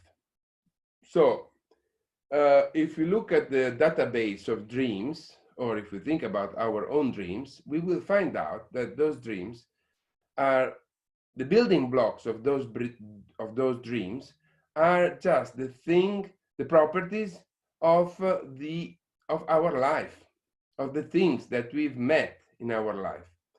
So, notwithstanding Hume's claim to the contrary, we seem unable to dream of a color we haven't seen before. We seem unable to dream of a taste that we haven't eat in our life before. It seems that our mental world is just a reshuffling of the properties of the objects that we met in our previous life. In a word to refer to this process of recombination of the external world is gerrymandering. You know that gerrymandering in the US is this process that the Republicans have to recombine the districts in the most favorable way for them. And but in a way, we do the same with the world. We gerrymander the reality in any way we like. That's why I use the example of the kaleidoscope. If we look through a kaleidoscope, we gerrymander the things that are at the end of the kaleidoscope in a new way, the way that is defined by the position of the mirrors inside the kaleidoscope. But that's just a process of reshuffling of external reality. It's not a process of creation. As I mentioned before, not only philosophers, but also artists claim the same. Leonardo da Vinci said, we are unable to create new faces. We put together faces that we saw before. Georges Seurat, the pointillist at the end of 19th century, said the same about colors. We are unable to create mentally a new color. And it seems that that's a common feature of our oniric experiences and also of hallucinations. We keep reshuffling existing building blocks. About that, was a point I wanted to make. There are a few artists that are super good in creating new images using existing particulars. The most famous examples is Arcimboldo. I don't know how many of you are familiar with Arcimboldo from Italy. He was famous to make faces with fruits and vegetables and the like.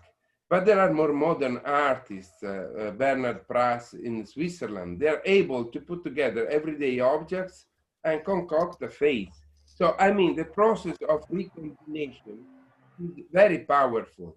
Just to give you an idea, take evolution. Evolution is just reshuffling of DNA molecules. It's not creating any new molecules. It's just reshuffling them. There's no creation of a novel molecule. It's all made by 4 basic molecules, actually 2 couples of them. But their recombination had been able to create all creatures, all living organisms we know. So the power of recombination is not a small power. It's an incredible strong power. Oh yeah, I remember what I wanted to tell you. This is an empirical fact that it is super interesting. Now, when do we have hallucinations or dreams? In many, many, many different conditions. Let me quote just a few of them. Sensory deprivations. You get into a sensory deprivation chamber, and after 5 minutes, 10 minutes, you start having hallucination. You see things. Driving in the fog. Now we have climate change. So in Italy, we no longer have fog. But I remember when I was a young student that I was driving for hours in Italy through the fog. And that's very dangerous, but you have to drive. So you're basically driving at 70 miles per hour against a white wall of fog. You know the motorway is straight. You know there's not, or you hope there's nobody on the motorway. But you're driving for hours against a white wall of fog.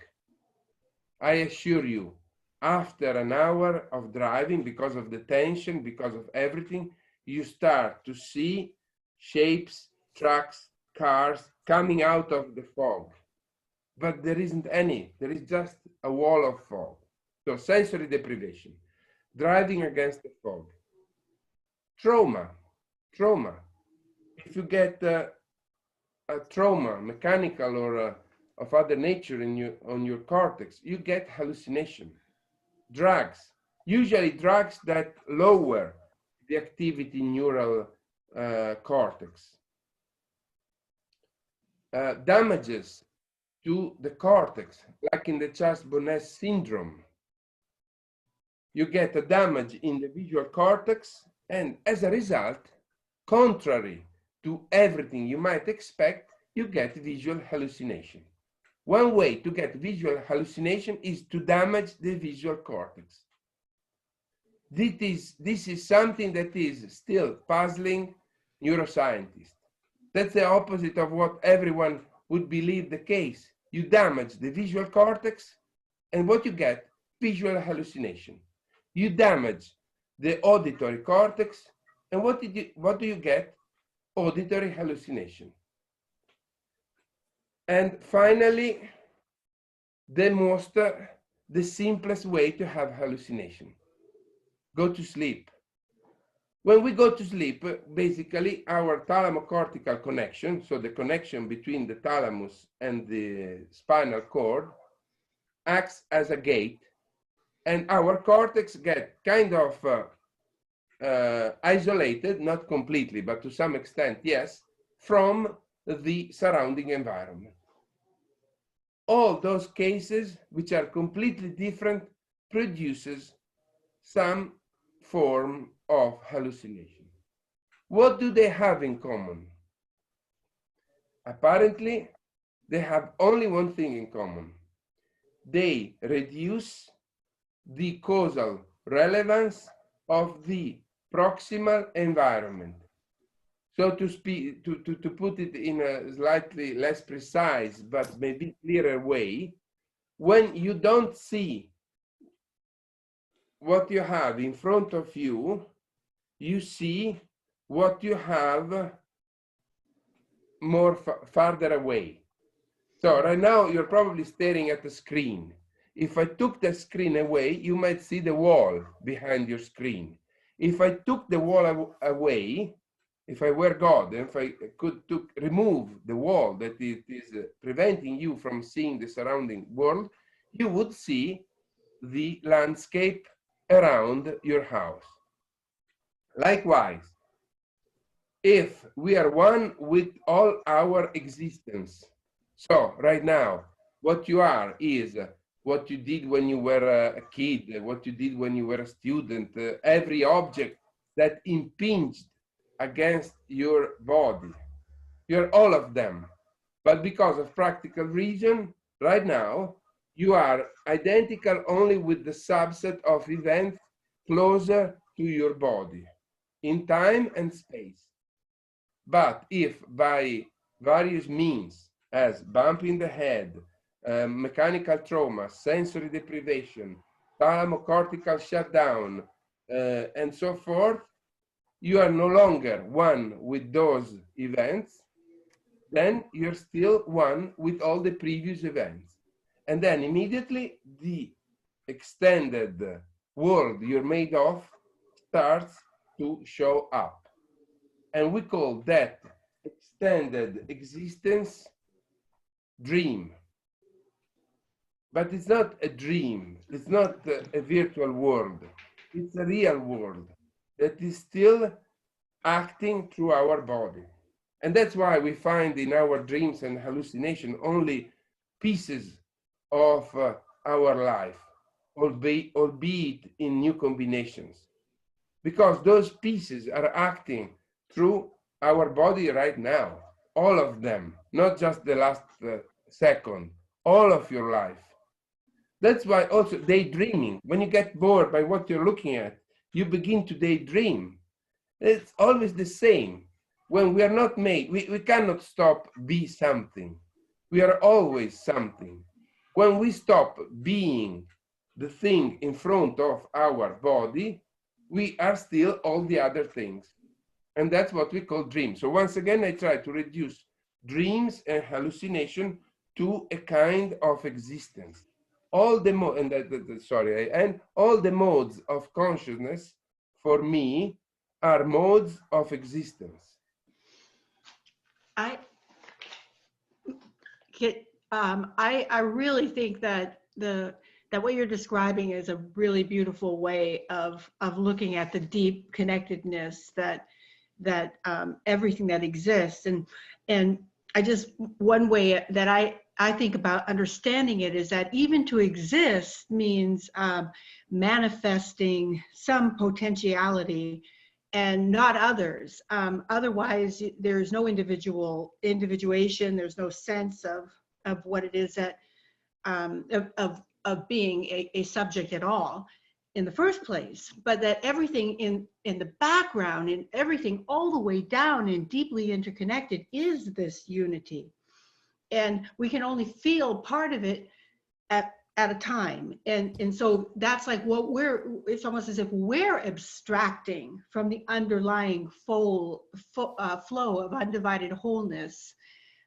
We're the ones that are abstracting just to exist, to be manifest and not potential, you know. And this seems consistent with Whitehead, consistent with what you're doing, consistent with Teilhard's way of looking at it.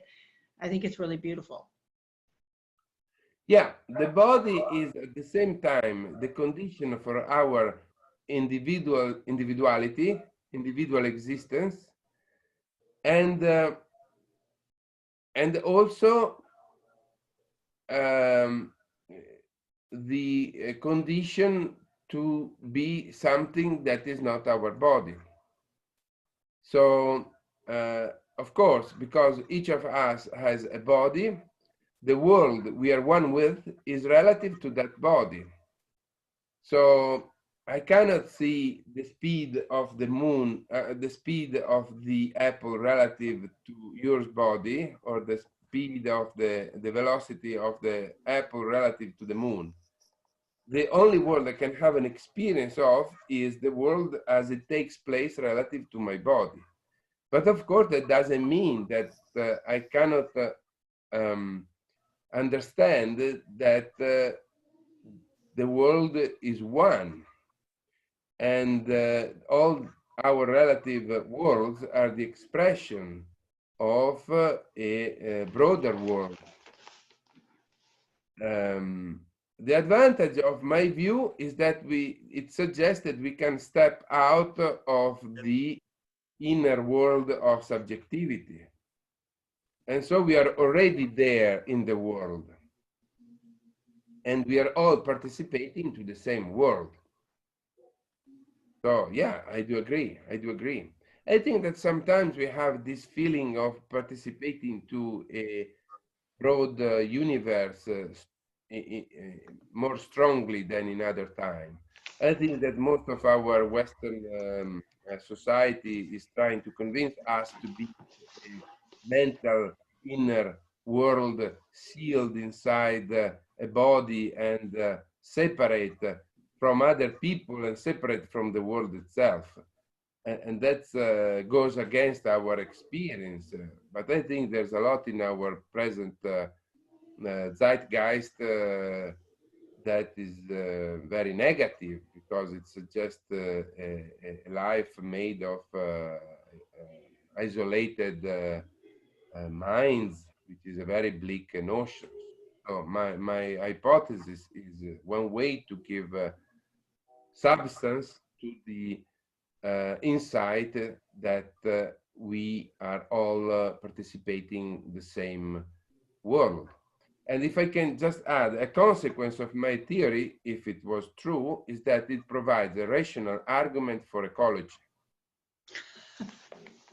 and for I'm sorry, ecology. could you say that one more time, Ricardo? I didn't. Yeah, I mean, one of the consequences of my theory, if it was correct, is that it provides a rational argument for ecology and for altruism. Because one of the problems with the traditional views is that if we were isolated minds, there's no rational arguments in favor of either ecology and altruism, because we could be just, virtual cells running in a computer, and so we can just save the computer, and who cares about the environment if we were just that.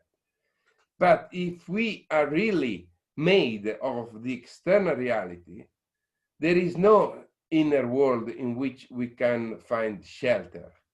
We are always cast in the external reality. There's no separation between us and the world. We're not even connected. We are one with the world. So saving the world is the only way we have to save ourselves. And the world we save is not our private world. The red of this apple is never my private red. So you see, take just this word, private. The Galilean revolution of science and all the ensuing zeitgeist that has been developed afterward is based on the notion that the secondary qualities, namely our experience, is private. Is private in a strong ontological sense. If that is true, that my existence is private, I could not care for the world because I am ontologically private. So who cares about the world? The world is there, I'm here. As long as I create a defense between myself and the world, I can live happily hereafter because I am not the world and I'm ontologically separate from the world.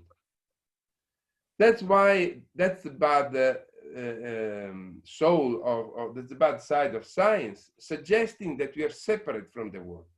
But if you take my theory seriously, my hypothesis seriously, there's no separation and there's not even connection because we are there. We are the apple and this apple is shared.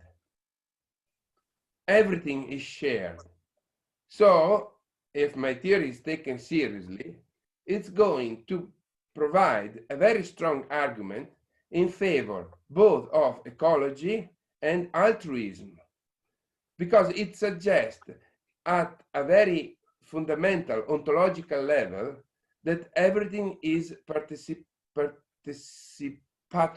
I'm sorry, I'm stumbling on syllables, but you got what I mean. Because we're all made, when usually people say, now in Italy, because of the virus, people are saying, we find out that we all live in the same place. We thought we could live in different places, but now we all take the same virus, so we all live in the same place. I'm gonna say something even stronger. Not only we live on the same planet, but we are also the same planet. That's what we're made of. Ricardo, I wanted to ask about something that Sean very briefly mentioned, and that was the quantum. And he referred to the non-locality of the quantum. But your primary hypothesis, your primary theory seems to be something that's very integral and very key to quantum theory, which is everything is absolutely connected. There is no separation whatsoever at the quantum level. And I wonder how the quantum enters into your particular hypothesis. And I want to make one other comment, and that is, when I came on this evening, I was 5 minutes late. And I got extremely excoriated, I have to tell you. But I'm so grateful that that happened, because all energy having to do with excoriating anybody for being late was taken out on me, and so you were praised for being late. So I'm so glad. I apologize again. I mean, No, really, no need. while you were sorry about being late, I was sleeping. Yeah, you were dreaming and you were entering this very world of connectedness that you're telling us about. Yeah. And yeah, correct. Now, I try to keep at the minimum in my outline of my theory here, the reference both to other philosophers or philosophies and also to scientific theories of various kinds, because I didn't want to get lost into details of other theories that has been already presented in a much better way than I could ever hope for. But of course, I mean, there are very, very, very deep connection and with both relativity and with quantum mechanics. Very quickly about quantum mechanics, there is a very strong connection, but not only between my theory and quantum mechanics, but I would say more in general, between the notion of actual existence and the notion of the collapse of the wave function.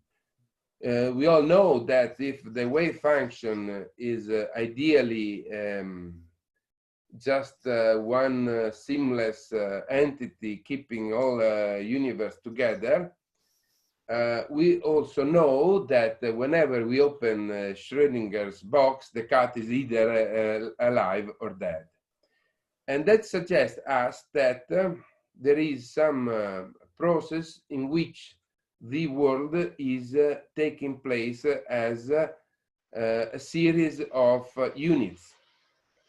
And this is obviously related with the collapse of the wave function. So in my theory, whenever there is a relative object, there is a collapse of the wave function. And without getting into many details, we can say that the notion of relative existence I defend is very much compatible with the idea that whenever we have two physical systems interacting together, they need to, in a way, to collapse relative to each other. This is a very, very, very approximate way to put the matter. But let's say that the connection is, let me be more precise. When I speak of relative existence, I always refer to relative and actual existence. So I never refer to abstract properties, but I always refer to something that takes place because it has the possibility to take place in a certain way. I want to make a concrete example because this is all very abstract, but you will see that the concrete example is much simpler than that. Take a rainbow. That before the apple, my favorite example for years has been the rainbow. Now, you may think that the rainbow is there. You can take a picture of a rainbow. But the fact is that if you were God and you could see a cloud, there won't be a rainbow, but there would be infinite rainbows. Because you may empirically test that. If you move in front of a rainbow, you will see that the rainbow will move together with you. So whenever you go, there's a new rainbow for you in a different position. Why? Because the particular rainbow that you see is the one that is taking place because of the existence of your body in that place in space-time. So if there are, say, 100 people watching at a cloud, each of those people will see a different rainbow. They will see, each of them, a different rainbow which is relative to their particular body. And because each of us has a different body, we will all see a different rainbow. And that's compatible with quantum mechanics. Because if we had to write the Schrödinger's equation of a rainbow, we would need to put in that equation a relation with the observer, a relation with the camera, with the eye, with the body. And so there would be as many rainbows as observers. And that's perfectly compatible with quantum mechanics. So I agree with you. That's a very good point. There's a very strong compatibility between my theory and quantum mechanics. A compatibility which is not there if you start from naive physicalism. If you take object to be the object they think the world is made of on the East Coast. I always refer to the East Coast because some of the people I deal with are the philosopher at Boston or at New York, and they believe in naive physicalism. They believe that the world is made of objects, pre-Newtonian objects that don't take place. They just exist. They're just Aristotelian objects, basically. But strange as it seems, on the East Coast, they still believe the world is made of such static entities. And of course, such static entities don't match either with our experience and with quantum mechanics. So yes, I agree. There's a strong connection with that notion. Thank you. Ricardo, once I passed 69, hard for me to stay up. Loved it. I don't want it to end. I want you all to stay here and keep going, but I've got to go. Thanks, Ricardo. And Brian, I thank you so much. I thank you so much. We're going to get you back. We're going to get you out here soon. I will do my best to be back there in person. I really want to be there. You're going to be here. Great. Yes. Good night, everyone. Good night, Brian. Good night, Brian. I just wanted to ask. I just wanted to ask one more question. Since you talked about the compatibility with quantum physics, I wondered if you could just quickly speak to whether you also feel that there's some compatibility with not necessarily Einstein's notion or principle of relativity, but with Whitehead's principle of relativity, that it belongs to the nature of a being that is a potential for every becoming, which is a little bit different than quite a bit different than Einstein's interpretation, because it's not postulating the external laws and inertial reference frames. So are you familiar with Whitehead's interpretation of general relativity? And yes. Does that also compatible? Yes. Well, it's quite interesting that Einstein himself started from the notion of started from the notion of relativity, because he was very close. He had been heavily influenced by Mach's principle of relativity, Ernst Mach, the physicist of 19th century. And Ernst Mach, in turn, was very much interested about the principle of relativity, because he was not only a physicist, but he tried to develop a theory of sensations, a theory of experience. He tried to, can you hear me? I can. Okay, good. He tried to put together reality, experience, and the physical world. So this is to say that the principle of relativity has a long history from Mach to Einstein to Whitehead, and with my limits also to my theory. That's very interesting. So and also I would say we have the same example also in quantum mechanics. In quantum mechanics too, with the collapse of the wave function and the problem of the observer, we have the problem of relativity. So I think that the difference is that there are various people here to compare. Whitehead, Einstein and myself. I think that we have. I would like to stress what we have in common. We have in common the fact that we all refer to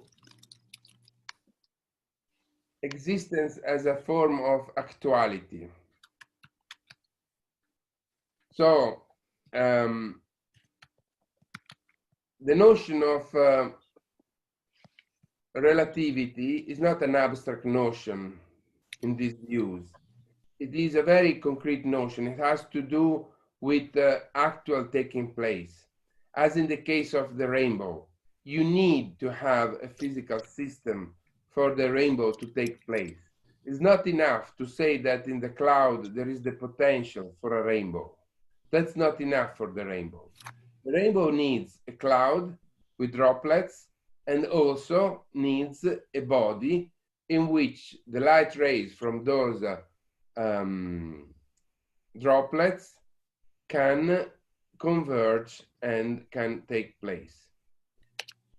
So a key is potentially a key, but if I destroy the lock, the key is just a scrap of metal. The key is a key only when it actually unlocks the lock, when it takes place as a key. Otherwise, it is just a scrap of metal. So the point here is whether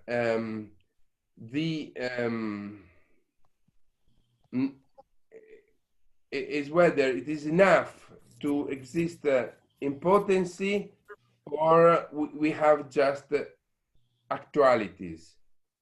And in my theory, we have only actualities. In Whitehead, we have both. In Einstein, we had a change of mind.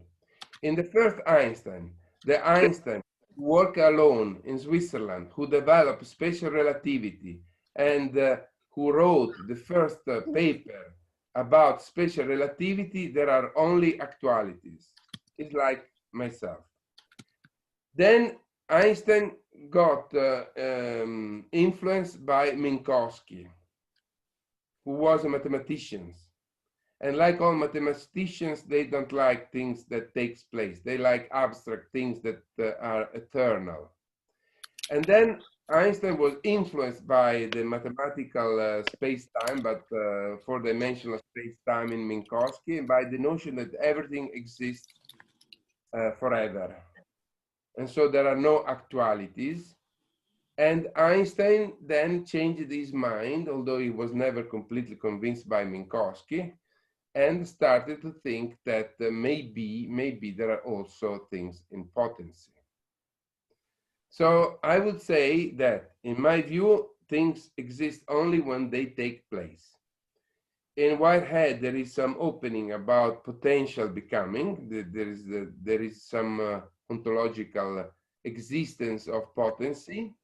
And in Einstein, we had both, depending on whether you consider the first work he did or the last work of his life, when he was influenced by Minkowski.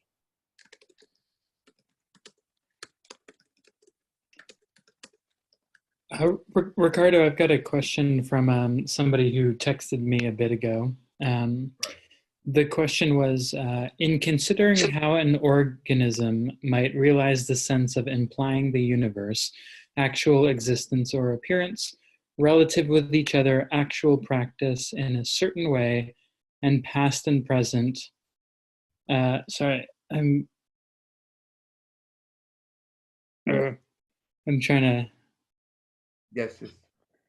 Let's see. I'm getting some refreshment.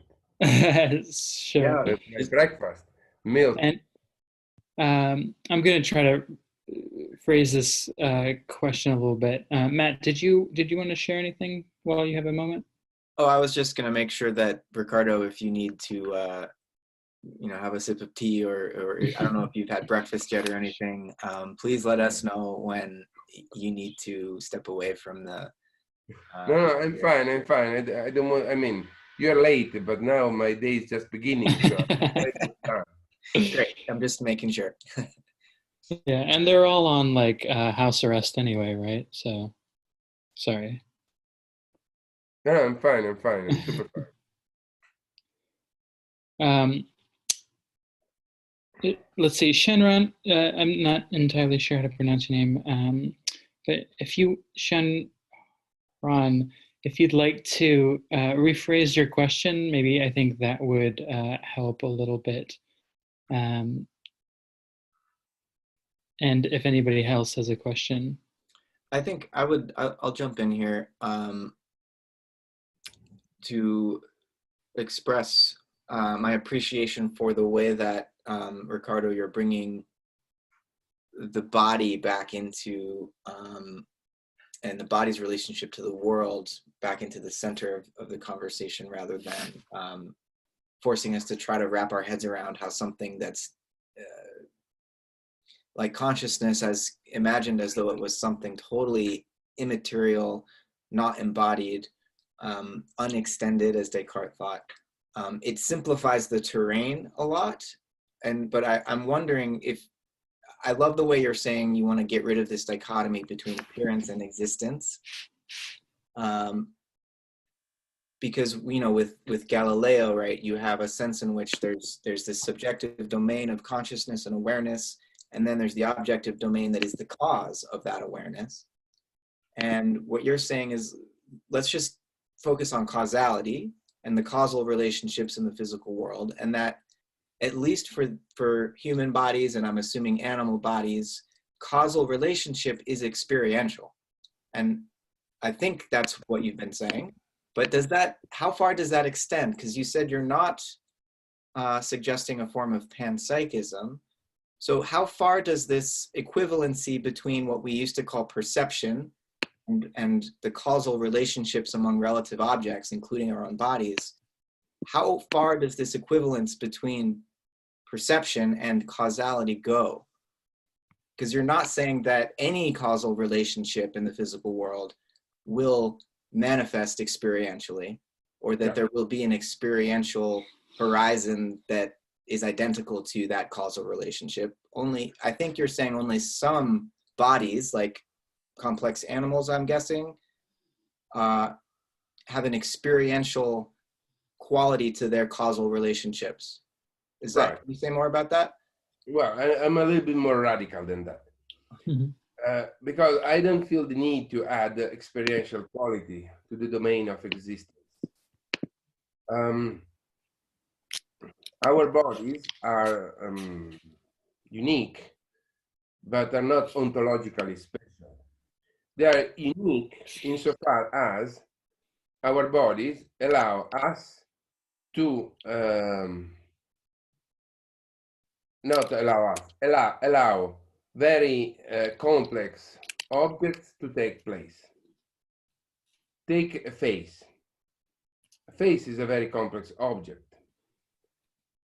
Can it take place without a human being with fusiform gyros, eyes, and a lot of other stuff running? No. A face, to take place as a human face, needs a very complex body relative to which it can take place. It is as though our body is a very complex lock, or is a set of locks. Each lock allows an object, its key, to take place in a certain way. So our body is a causal nexus giving rise to a collection of entities in the external world. That's where my notion of existence meets my notion of experience. What is existence? Existence is taking place relative to something else. What is experience? Experience is being the thing that takes place relative to something else. In this case, relative to my body.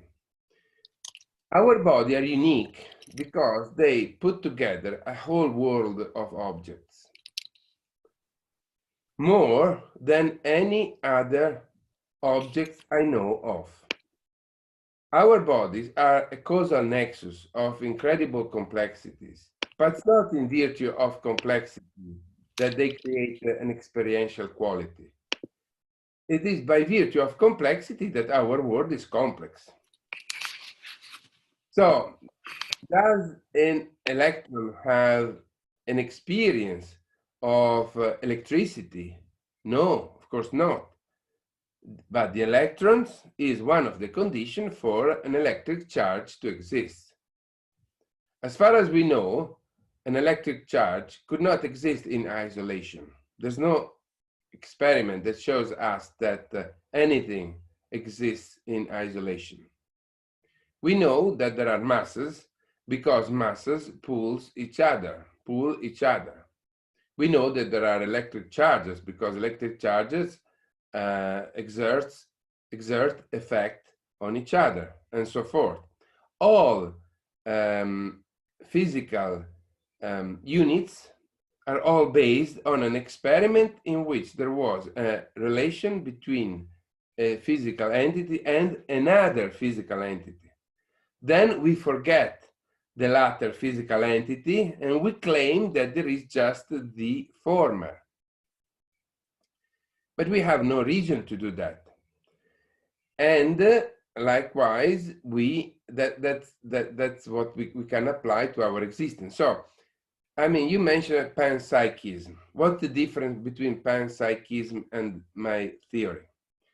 The difference is that panpsychism, usually, there are different versions of panpsychism, but let's say Philip Goff's version of panpsychism, because, for example, Gallen-Strawson is different. But let's take Phil Goff's version of panpsychism is prodigal dualism. So first you say there's a physical world with no experiential qualities. Then we need to inject back physical qualities. Only that rather than injecting them back only in brains, we give them freely to all physical entities. That Phil Goff's version of panpsychism. We spread phenomenal qualities everywhere.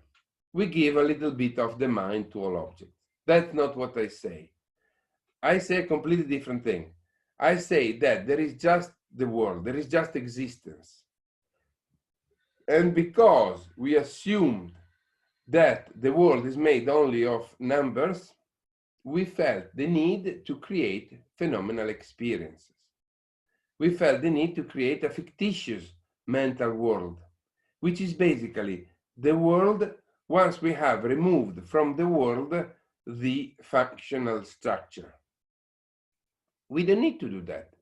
I've never seen a mental apple next to a physical apple to be able to claim that they are different. For me, the apple has always presented itself by taking place as an apple. There has never been anything else. Everything else is just a misplaced concreteness, as in Whitehead, or the scientific image of the world, as in Sellars. But I never experienced the scientific image of the world. And I have no reason to attach the attribute of phenomenal to the apple that I see. The apple that I see is the same apple that I grab in my hand. This looks very much like naive realism. That looks very much like the first naive realism. The difference is that I give to the apple the power of being a relative apple. Once I do that, and I spread, as in quantum mechanics and in relativity, the notion of existence in space-time, and I give it a causal meaning, then I don't need to add anything like experience to the world. There is just the world taking place as it does. There isn't a mental apple. There isn't the experience of an apple. There is just an apple taking place relative to my body. Right. I appreciate that point and that distinction between the sort of panpsychism that Philip Goff offers, where it does seem like he's adding phenomenal qualities to the physical. Whereas in the case of Whitehead, what I hear him arguing for is a position wherein causality is itself the transmission of feeling, that causality is itself a form of perception, if you will, though it's not always conscious. In fact, mostly it's not conscious, but it's still experiential. You know, as you were saying earlier, for Whitehead, consciousness is this late product or issue of a very complex process that involves the body, but experience itself is just how causation operates for Whitehead, right? So he's not adding experience to causation. No. Right. But if I say this notion of transmission, in my view, in Whitehead is a leftover of previous ideas, because there's no need to transmit us or transmit the quality of the apple from the world to some other place. As the notion of potential becoming, it's always something that is potentially there, but then it has to realize itself fully at the end of it. I take very seriously a notion in physics, which is the analysis of simultaneity in Einstein, which basically says us that the present is not a point. And what is now present is not what is taking place here, but is what is having a causal effect on what is taking place here. The present is not represented by what it takes place in a point, by the causes of what is taking place right now. So think about the example I always make: the stars, the sun, the moon. We are we are walking at night, and we see stars and the moon, and maybe we also see a little bit of the sun that is going down right now. All those objects are in a different space-time location. Some of them at a wildly far away space-time location relative to my body, but they're all part of my present. When children go to the planetarium, they are taught that they don't see the stars. Astronomers always are fond of saying these kind of things to children. You don't see the stars because the stars might have been already exploded. But what they say is false. It's false according to general relativity. Because what do they see when they watch the starry sky?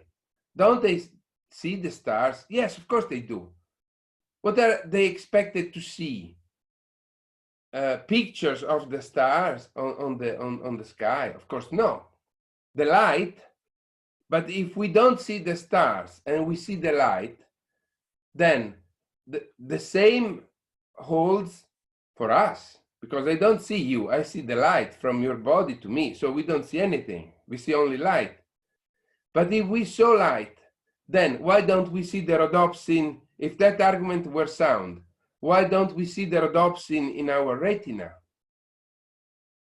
And then why don't we see the neural spike in our optical nerve? So there's no way to once you admit that you don't see the original cause, but you see the intermediate causal phenomena, be it the light or the rhodopsin in the retina or the neural activity in the cortex, there's no way to arrest this phenomenon. It doesn't make any sense. In the end, there's nothing at the end, the causal chain. If you keep moving along the causal chain, at the end of it, there's nothing. The only solution is that we are not at the end of the causal chain. We are at the beginning. So that's why I don't like the word transmission, because it suggests that we move, or there's something that has to move from the beginning and has to reach the end, because at the end there is something, either the homunculus, if you are a Cartesian, or there is the final unfolding of the potential becoming. But why it has to be at the end of, I think that this was a leftover in Whitehead. I think this was the only misstep he took. That was the only point in which he was not radical enough. He has been super radical about everything. And then he got stuck to the idea that somehow we are located at the end of the process. He didn't say that, but there is some leftover of this idea, and the notion that there are two poles, the mental and the physical, that there is the becoming, that the emotional aspect and all those other categories are going to unfold only at the end of it. So they're not already there. This is very interesting, Ricardo. That's making me think about Whitehead's scheme in a totally new way. I mean, he studied with the teacher, he studied with the student of Maxwell at Cambridge, and electromagnetism, I think, was one of the main paradigms that Whitehead used to understand nature, but also in his metaphysics. And so this notion of the transmission of electromagnetic radiation, I think, is always sort of working in his imagination. And you see the echo of that in his metaphysics, and this notion of transmission, and the notion of Whitehead. You used the term proxy to talk about the body. Whitehead used the phrase, he said the body is like a complex amplifier, right? It's a nexus of causes, and it's a receiver of the influx. And so you're helping me see that there's no reason to imagine that our experience is the endpoint, but it is in some sense in the causal origin. Right. So this is very helpful. I I just have to say that I have to run. So as long as you guys want to keep going, please do. Matt, you've been great. Matt, you've been really great. Thank you very much. We will keep in touch. I hope so, Ricardo. Thank you. This has been really enjoyable and fascinating. Right. Thank you so much. Thanks, Matt. All right. Matt, I know that everyone else wants to talk about something else. So just on the subject real quick, did I hear you say that you're staying with Einstein's relativity of simultaneity, and you're not, whereas like Whitehead did not. Whitehead went more with, he didn't see it as being relative simultaneity. He wanted a more of a, just keeping with that. You have a view of simultaneity as being an Einsteinian one, so that I understand? Yeah. Which is another way of saying what Matt just said too, with the transmission. So yeah, thank you. This has been really fascinating. Yeah, I would like to add one thing about that. Yeah. That links together Einstein and quantum mechanics about simultaneity. Mm-hmm. So you're all familiar with the two-slit experiment. Yes. Super famous experiment. And you're probably familiar with the fact that John Wheeler suggested a version of the two-slit experiment at an astronomical scale. So basically, rather than having the electron starting in a lab and going for 1 meter next to through the slit, he suggested that there are conditions in which there might have been a galaxy, the beginning of the universe, and the light rays from this galaxy went through other galaxies, like the two slits, and then they finally hit us on the Earth. And so basically, it is as though you can build the two-slit experiment at any scales you like. Okay, so you can build it at an astronomical scale. Now, what's interesting about this experiment is that that experiment is paradoxical if you assume that the electron existed before going to the slit. If you assume that, then it is paradoxical, because the slit, you must give to the electron kind of clairvoyance capacity to know whether someone was on the other side of the slit. And it needed to know whether you were going to measure it as a particle or as a wave. But if you say, no, the electron was not there yet until you made the experiment. So if you see the whole of it as a whole, and if you think that somehow the effect is responsible for the creation of its cause, as quantum mechanics suggests. So one of the points of quantum mechanics, which is difficult to understand, is that in quantum mechanics, causes do not pre-exist their effects. So the effect is a condition for the existence of a certain cause. That's why they made the famous story of the cat. Not because the cat is there inside the box, either both alive and dead, but because it doesn't make sense to talk about the cat before you make an experiment. And not only because you cannot know what was going on inside the box, but because the past in its ontology is defined by what's going on in the present. So in some sense, a constant renewal of whatever is going on. Yeah. Exactly, but that doesn't mean that the past is transmitted to the present. The past remains very the past. helpful. Yeah, that's awesome. Remains there. The electron was really there in the source when it was emitted, but only after it had been detected in one way or another.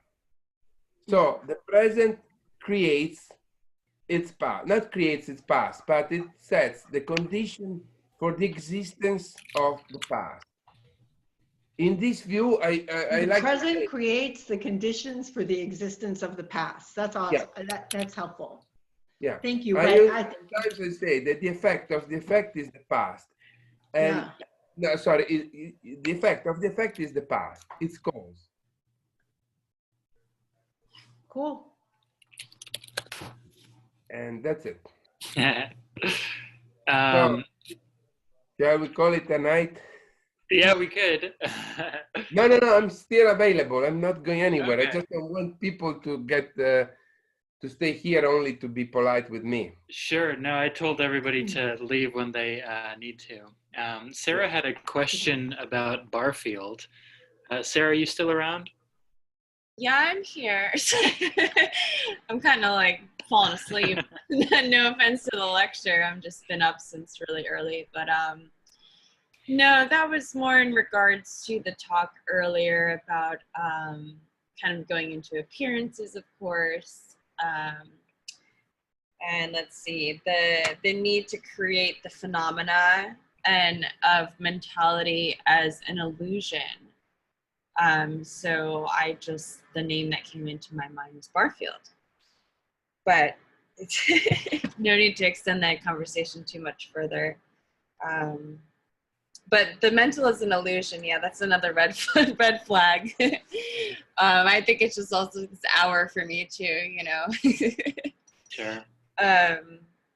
I like the idea that this necessity of the creation of a phenomena and the importance, kind of the critical aspect of appearance, though, and how it does play into something that is foundational or substantial to our participation in reality, our participation maybe in something that is divine in reality, and yeah, just kind of drawing back into the conversation of appearance. Yeah, I mean, you raise many interesting points. I want to say one thing to the people that are still around, and particularly to Matthew, more general. Then I will get back to your question. I saw that there were plenty of messages, 85 messages. I also saw that there were many good questions from you, Sarah. I read them, if I'm not mistaken. I was considering of doing the following tomorrow. I would like to take an edited version of all your comments about my version, and then to written in written form, and then to provide in an answer to all of them, and to give it to Matthew probably, so that Matthew will make it circulate between you. So I want to address all the points that you asked in the chat.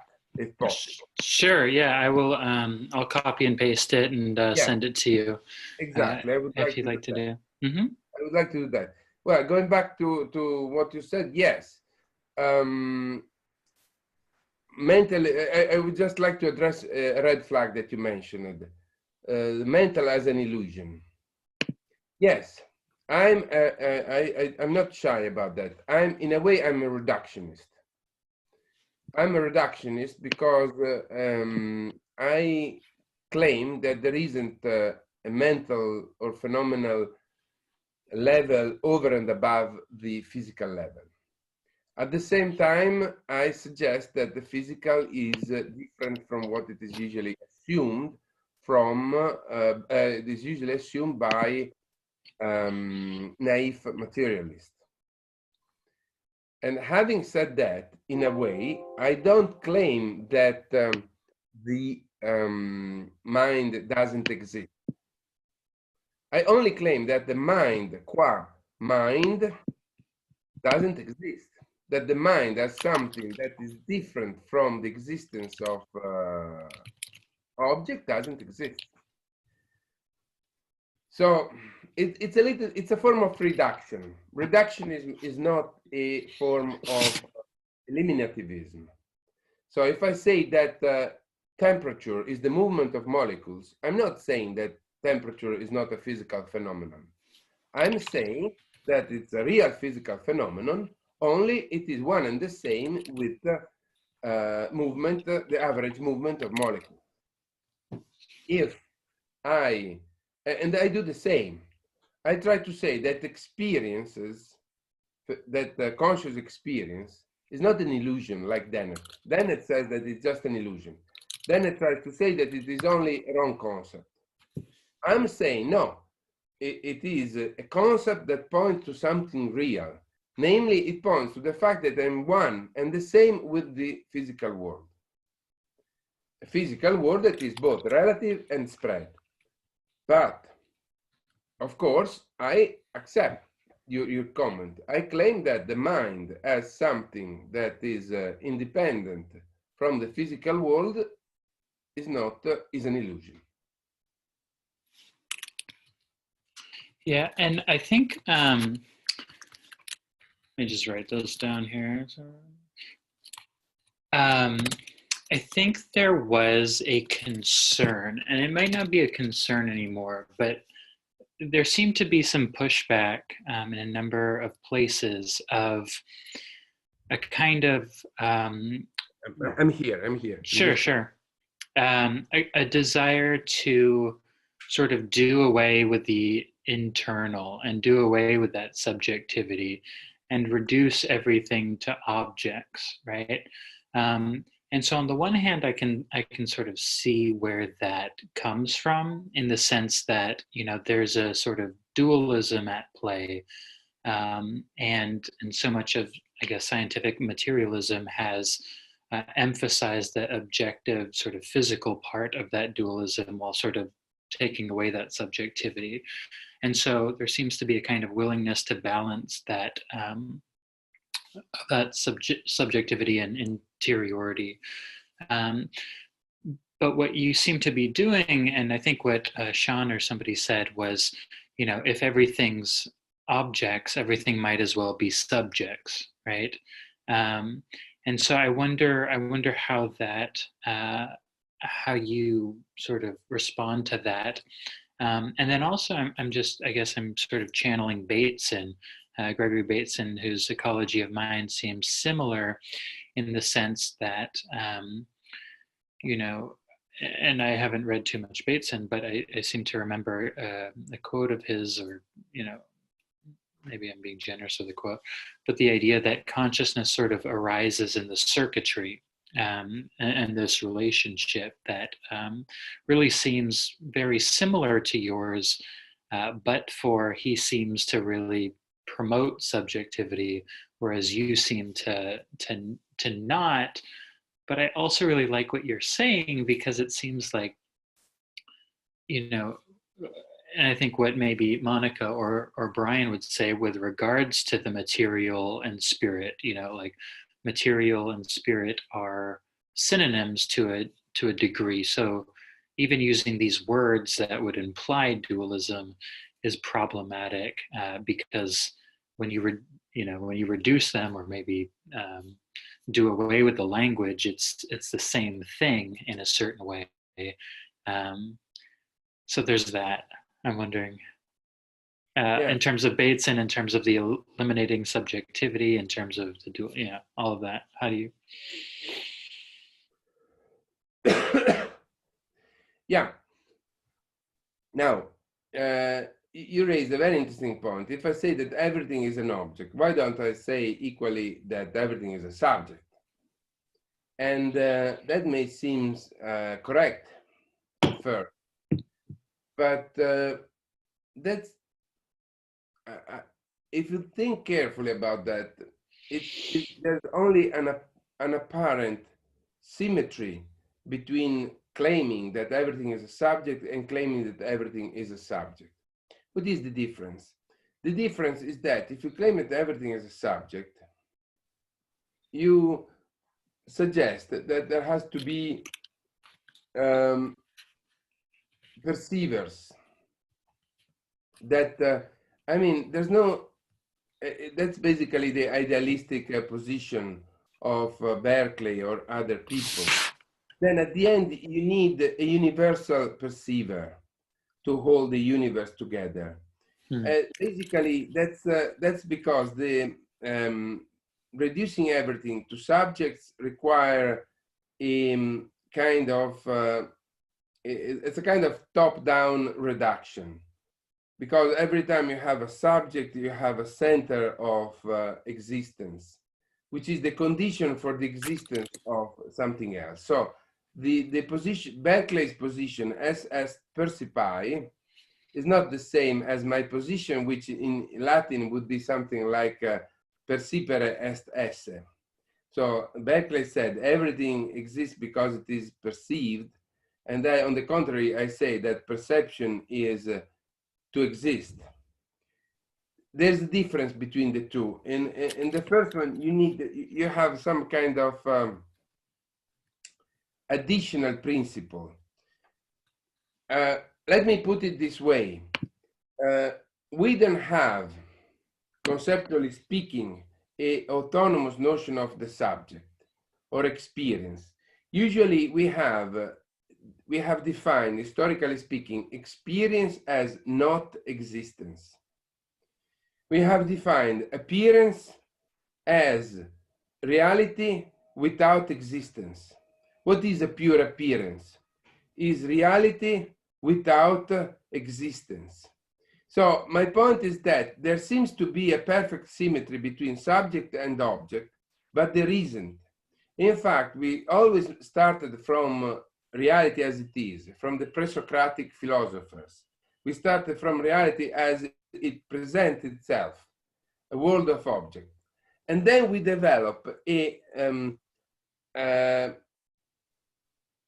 derived notion of appearance or subjectivity or subject as not but let me, we never perceive subjectivity. All find in our experience anything like experience. We assume that our experience, because it's not the object, has to be something else. And we give to this something else the name experience. But we don't need to do that step. I resist making that very first step. Mm-hmm. So I know I go against the whole of phenomenological tradition. Right. So the bracketing of the world, I'm against those brackets. Why did Husserl put those brackets on the world? Because he said, well, we experience the world, but we know that that cannot be the world itself. So it has to be the world as it appears. And then, of course, they went to great length to avoid being seen as Cartesian. Although Husserl kept sliding toward Cartesianism all the time, because but the point is that we don't really experience the world as experience. We assume that our experience of the world, because couldn't be, we believed it couldn't be the world, it had to be something else. And to this something else that couldn't be the world, we gave the world experience. But only because we started from an oversimplistic notion of the world, and from some other beliefs that we had for historical reasons, that we were different from the world. So I resist to that notion that so if you take a sentence like that, I see an apple. I claim that the only thing we can talk of is the apple. The eye is an invisible principle that nobody has ever perceived or experienced. It has only been postulated. The sea is an impossible, the seeing is a problematic, invisible relation between an object and an invisible entity. The only thing that is there is the apple. So we just need to shift our conceptual framework and to get rid of the pole of the mental. Yeah, I certainly see a degree of pragmatism coming out here, and the idea of sort of understanding the nature of something by its effects, which would seem to very much help when it comes to notions of consciousness with regards to artificial intelligence, I think. Because God knows what consciousness is. So, but when you're sort of thinking about artificial intelligence, it's, there's I don't know, I see that pragmatic piece coming in there. And I'm also sort of understanding a little bit more where the tension is, I think, between some of our chatters and your perspective, I think. Which is really interesting, just because you have somebody like Thomas Berry, right, who is such a kind of key figure, I think, in the CIS or PCC department, sort of making this claim that, it's not a collection of objects, but a communion of subjects. But then it sort of seems to me, and I think you sort of said that, if everything is a subject and everything is a perceiver, then maybe there's a need for a universal perceiver and the center of experience. And of course, he's a geologian or a theologian, and is has a very personal relationship to God.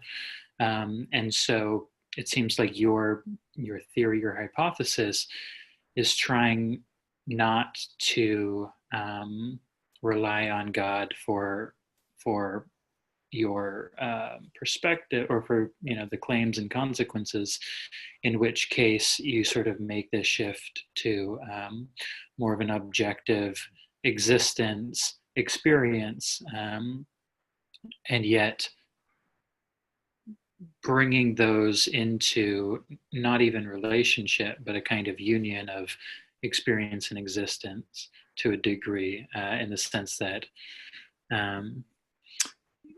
what you were saying in terms of experience is not separate from existence, and hence this sort of the spread mind.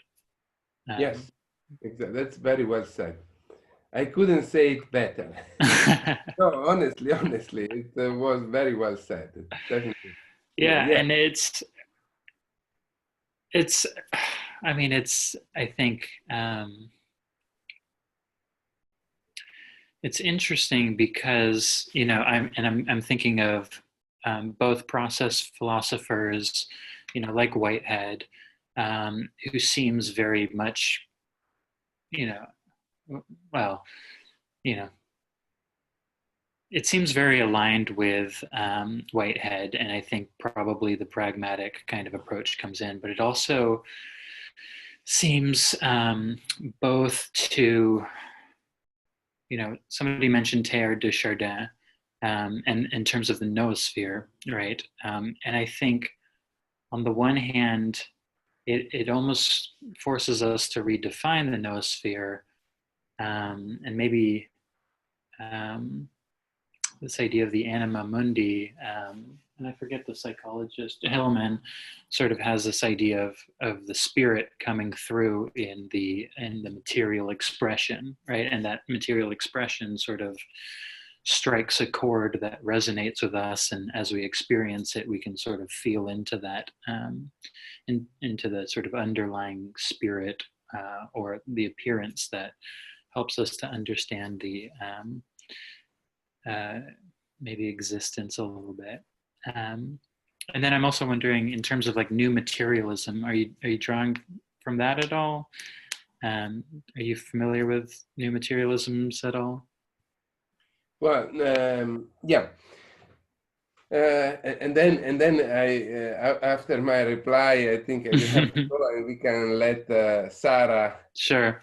To close, because you have been the only survivor apart from Matthew, and you've been very kind. And also, I wanted to add that a few of your comments are among the most interesting ones. So after I will reply to them. No, I will reply them in written form. We reply to them all. So I will afterward. Matthew, please send me. Of your liking. No. Sure. I want to provide a precise answer. Yeah, to what you said, yes, there's a connection with that. It's in a way, my own is a new materialism, although I wouldn't use the word materialism. I would rather use a new physicalism, whereby physicalism, I would use the word physicalism in the pre-Galilean sense. And as I said before many times, one of my straw men is the naive materialism or naive realism.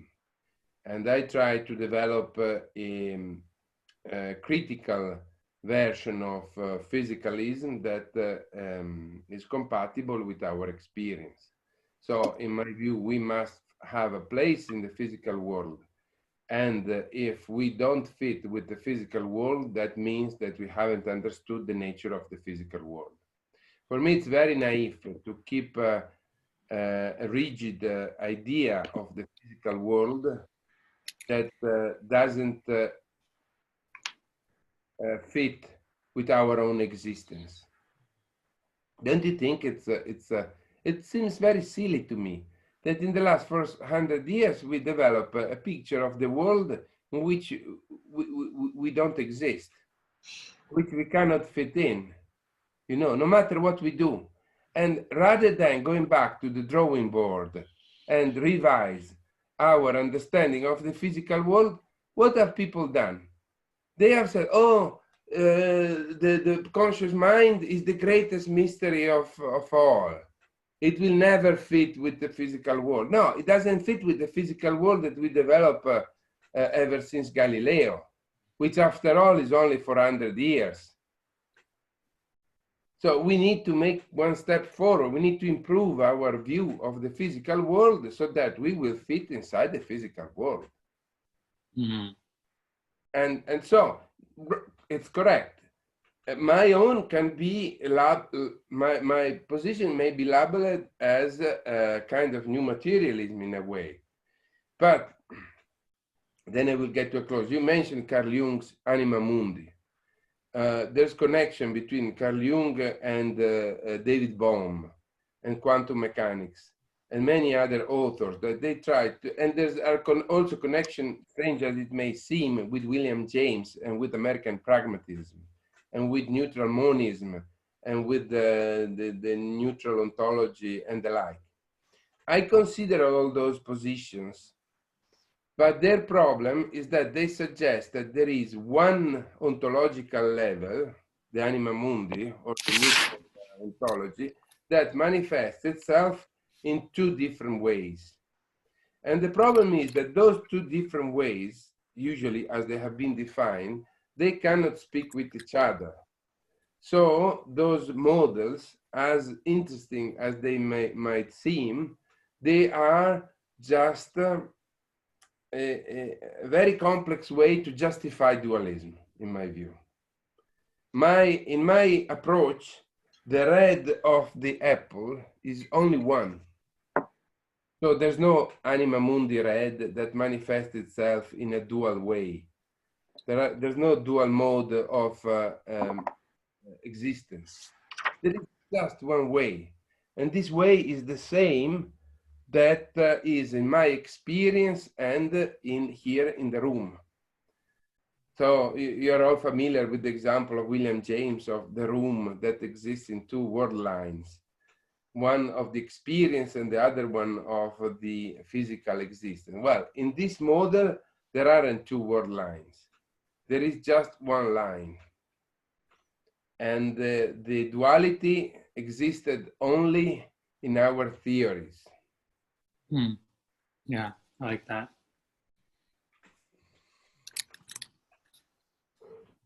Good, good, great.